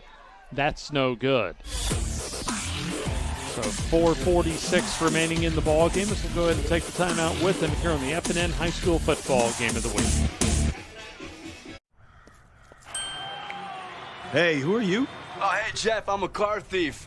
What? I'm here to steal your car because, well, that's my job. What? What? What? What? What? What? What? It happens. So get all stake. I'd be better protected from mayhem, like me.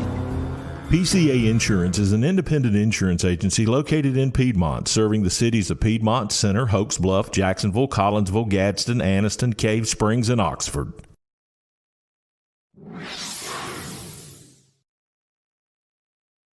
4:46 left in the closing stanza of our FNN High School Football Game of the Week, presented to you by the city of Cedar Bluff. There's the shotgun snap for Pack, as he'll find his dump down receiver complete to the 25, as the gain will get to the 26-yard line.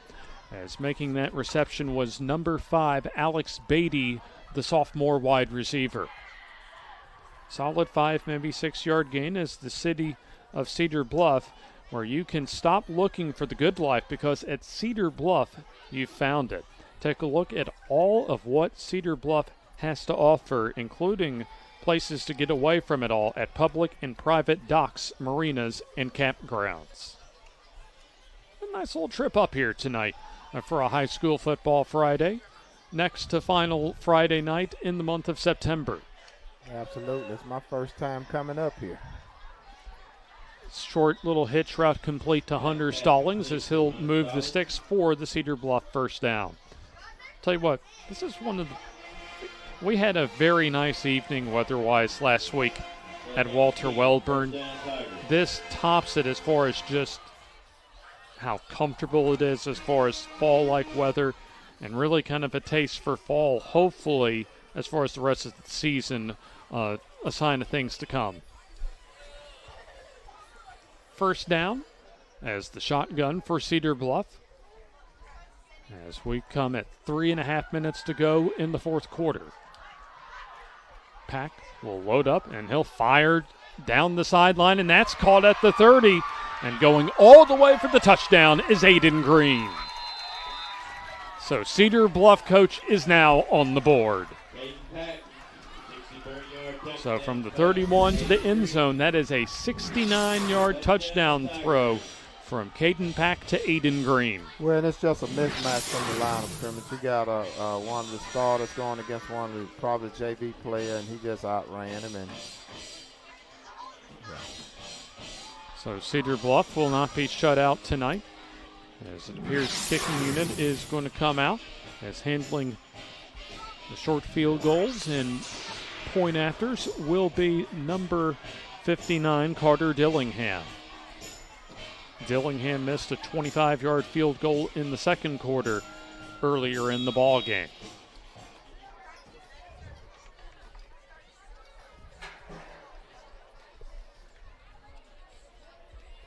So it's now 41-6 with 3:17 remaining in the ball game.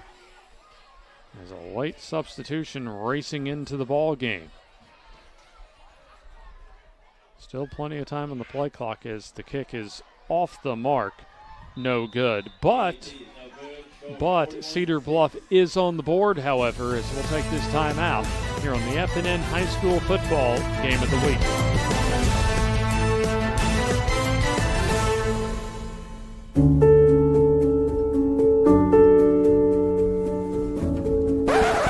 Gotta have a ring first.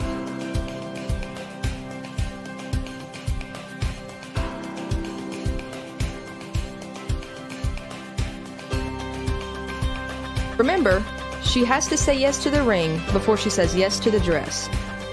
Riverside just makes it better.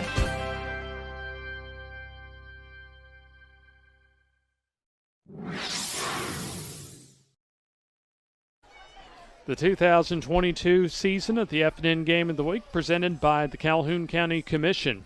If you're looking for the perfect place to live or start a new business, take a look at what Calhoun County has to offer. And there you see the five folks and the fine folks as well, that quintet as far as the Calhoun County Commission. And we'll be back in Calhoun County next week for our FNN High School Football Game of the Week, as it'll be a monster matchup between two top 5 teams in Class 4A, Anniston and Handley. Anniston going the short trip up Highway 21 to Piedmont last night and escaping out of the Field of Champions with a 30-28 win at Piedmont. Odyssey Fitness presenting yet another kickoff. This will be the first Odyssey fitness kickoff after a touchdown for Cedar Bluff.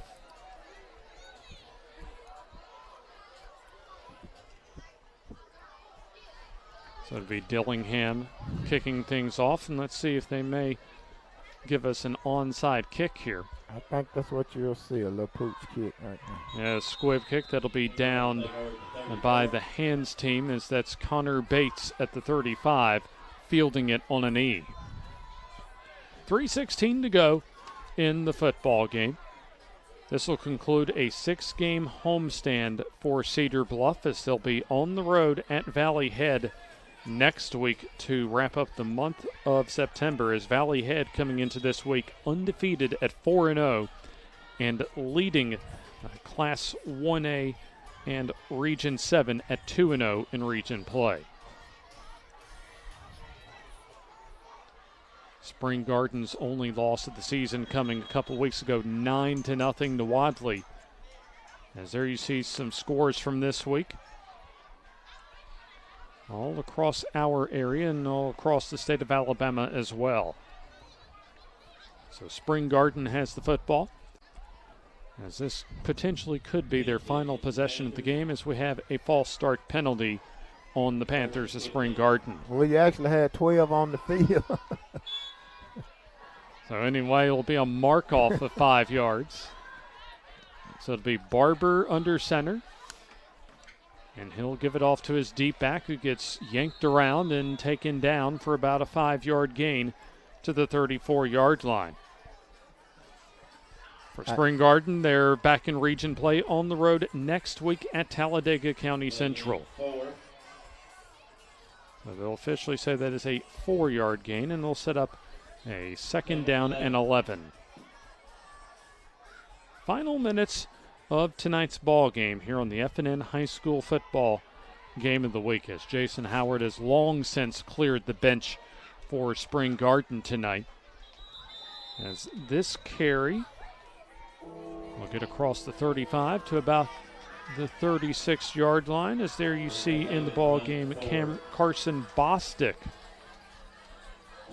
has gotten a few carries tonight over about the last quarter of play. We'll be back with you Tuesday night at Struts Wings in Oxford for the FNN Coaches Show. Myself, Jim, Joe Medley from the Anniston Star, and a whole lot more as far as players, coaches. We'll award another Player of the Week on Tuesday night, beginning at 7 o'clock from Struts Wings in Oxford. 3rd down and 8 with under 2 minutes to go, as we have a flag deep in the defensive backfield. And that would normally indicate a delay of game. And is indeed a delay of game, as according to Mr. Barry Ragsdale. For Cedar Bluff, the final 143 mercifully ticking down. As this will be the keeper for Barbers. He's swarmed around, and he'll be taken down around the 29-yard line. Going to be the final offensive possession for Spring Garden tonight, as this is going to be one of the few punting opportunities we've seen from the Panthers. But overall, Coach, a solid ball game. They went on the road, played as the physical team, came in, and they're going to get out with a W. Absolutely. I mean, that's, all around pretty good game. We had a few holding penalties early, but, they overcame them and were able to play a solid game. And we'll hear from Amelia Tucker, I believe, after the conclusion of this ball game as well in our post game.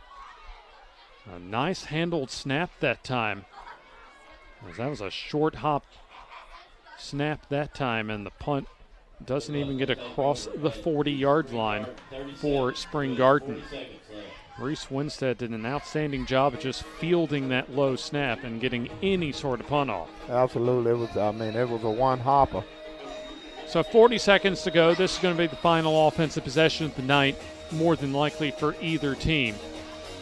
Cedar Bluff will take over from their own 37-yard line. A big, big thanks to the folks here at the city of Cedar Bluff for hosting us for our first ever trip here north of the shores of Weiss Lake. And a big thanks to Jennifer Runnels, the town clerk and magistrate here in Cedar Bluff, for joining us at halftime. Always a nice trip coming up to this part of the state of Alabama, especially once you get into the fall months, late September and then into October. Still a few more weeks until you start to see the leaves change around here. But obviously, as far as just with as many recreational opportunities there are across the state when it comes to the various lakes like Martin, Logan Martin, Smith Lake, among the more recognizable names. So when you talk about Weiss Lake, Coach, I mean, you come up here and you really recognize just how beautiful it is, kind of tucked away it is from the rest of the state up here.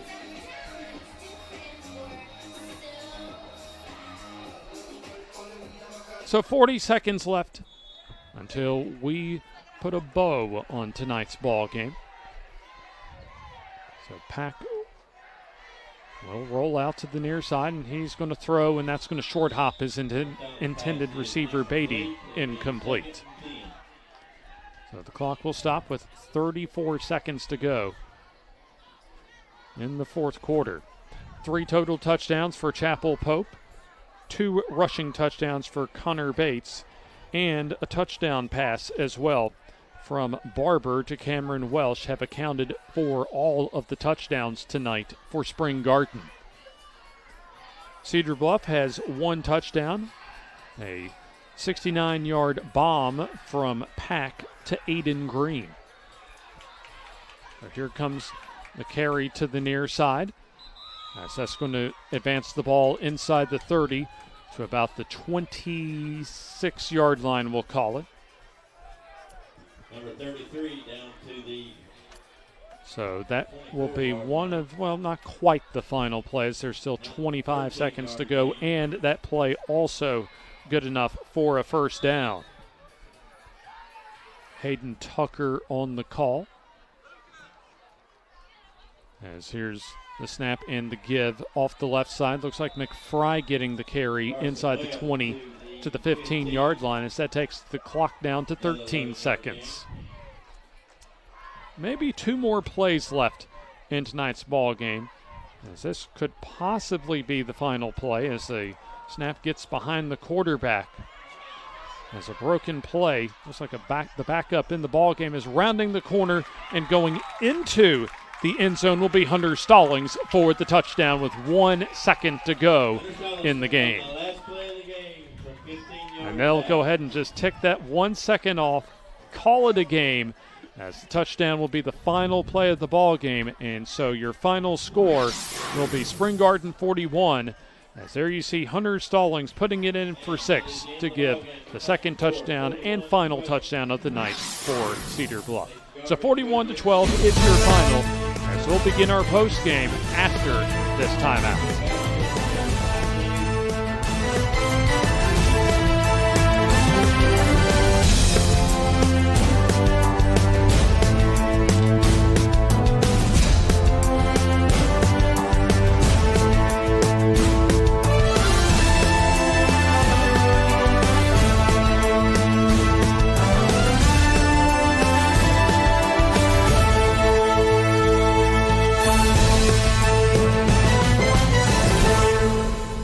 Did you know Kona Ice can help you fundraise for your school? It's true.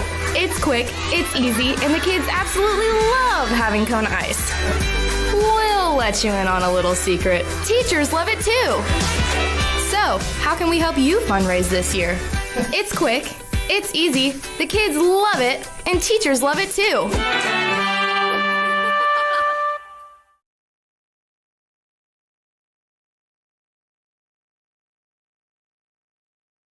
Step into the offices of J. Britt Middlebrook CPA, where you'll find professional one-on-one service for business and individual clients. In this ever-changing tax and economic climate, you can count on receiving the expert advice you need. J. Britt Middlebrook works hard to provide every client what they need to meet all deadlines. Tax season will be here soon. For all your accounting service needs, call or stop by at 1913 Berry Street in Oxford. That's J. Britt Middlebrook, CPA. Hey, who are you?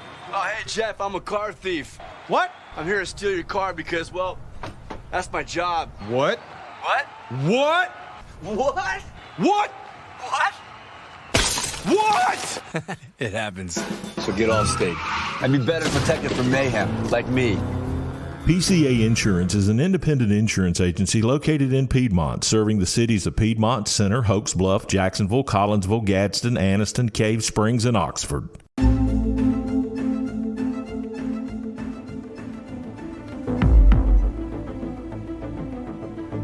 Donald Trump and the MAGA Republicans represent an extremism that threatens the very foundations of our republic.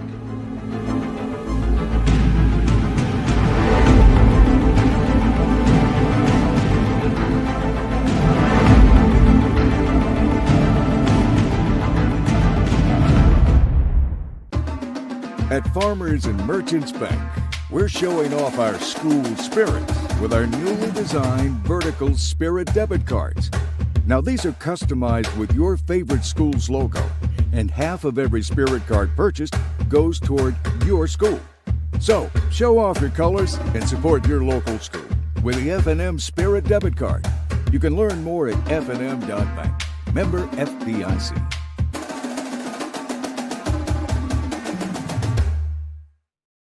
The Calhoun County Commission, made up of J.D. Hess, Danny Shears, Fred Wilson, Carolyn Henderson, and Lee Patterson, ask you to take a look at what Calhoun County has to offer.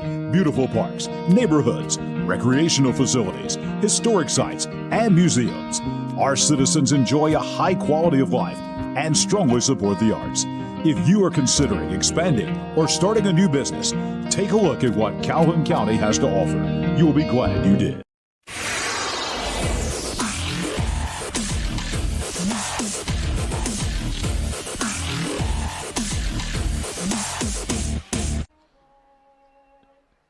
James Hardy, along with Coach Eddie Bullock and Amelia Tucker, with you from Cedar Bluff, as the Cedar Bluff players, cheerleaders, and coaches standing in front of their fans as far as their school's alma mater after falling by a score of 41-12 tonight to rival Spring Garden. James Hardy with you once again as we're awaiting our post-game conversation with Amelia Tucker and most likely the winning head coach Jason Howard for Spring Garden and possibly one of his players. But just to kind of give you an idea as far as after tonight's ball game, the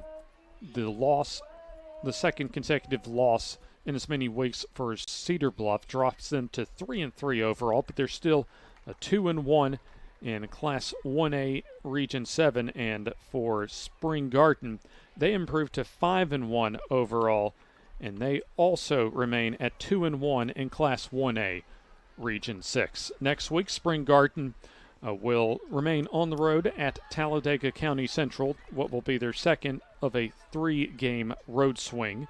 And then first road game next week in region play and on the season, actually, for Cedar Bluff, as they'll make a short trip to Valley Head next week for their first road game of the season. We're still waiting for head coach Jason Howard, I believe, for Spring Garden. But let's remind you, as far as Tuesday night, our FNN Coaches Show from Strut Swings in Oxford, where we will reward our Player of the Week for this week, as well as preview a big matchup for our next FNN Game of the Week, Anniston against Handley, from Memorial Stadium in the heart of Anniston. While we're awaiting Amelia Tucker and Coach Jason Howard, as I think they've got Coach Jason Howard coming over to our Amelia Tucker, as we'll get them situated here in just a moment. But big nights on the ground for Connor Bates, as he had a couple of touchdowns and three total touchdowns tonight for quarterback Chapel Pope after scoring a couple last week against Winterboro. And I believe we have head coach Jason Howard with our Amelia Tucker, and we'll send it down to Amelia Tucker with Jason Howard. Coach Howard, your team played really consistently tonight. It was a great game. What are your thoughts? I was proud of coming over here. Cedar Bluff's always got a great team. They do a good job. They're well coached. They got good kids here. They're going to always play hard. And I was proud our kids came out and played hard and was able to focus. Definitely. What do you think were the key plays and your key players in this game? Offensive line played well. Defensive line played well. Our defense is pretty solid all the way through, so felt like the defense continued to play well. And like I said, our offensive line took control of the game, I thought. Good job, Coach. Thank you for your time. I'll tell you what, man, a few words there, but I think Coach Howard, Eddie, did kind of sum it up as far as the offensive line and also his key players as far as their difference makers in the W tonight. Well, just domination at the line of scrimmage on both sides of the football. And there you have it, as we'll go ahead and send it off for this Friday night. The City of Cedar Bluff presenting our FNN Game of the Week in our first trip here in Cedar Bluff for our FNN Game of the Week. So we sign off from LD Bruce Field, as there you see all the folks that make it happen behind the scenes. As a big thanks to all of our FNN crew, and as well to Jim Jacobs in the trailer heading all this the whole operation up, as well as Amelia Tucker on the sideline, and of course Eddie Bullock here in the booth alongside me. And so for all of our fine folks, James Hardy wishing you a good Friday night and a happy weekend as Spring Garden takes care of Cedar Bluff 41-12.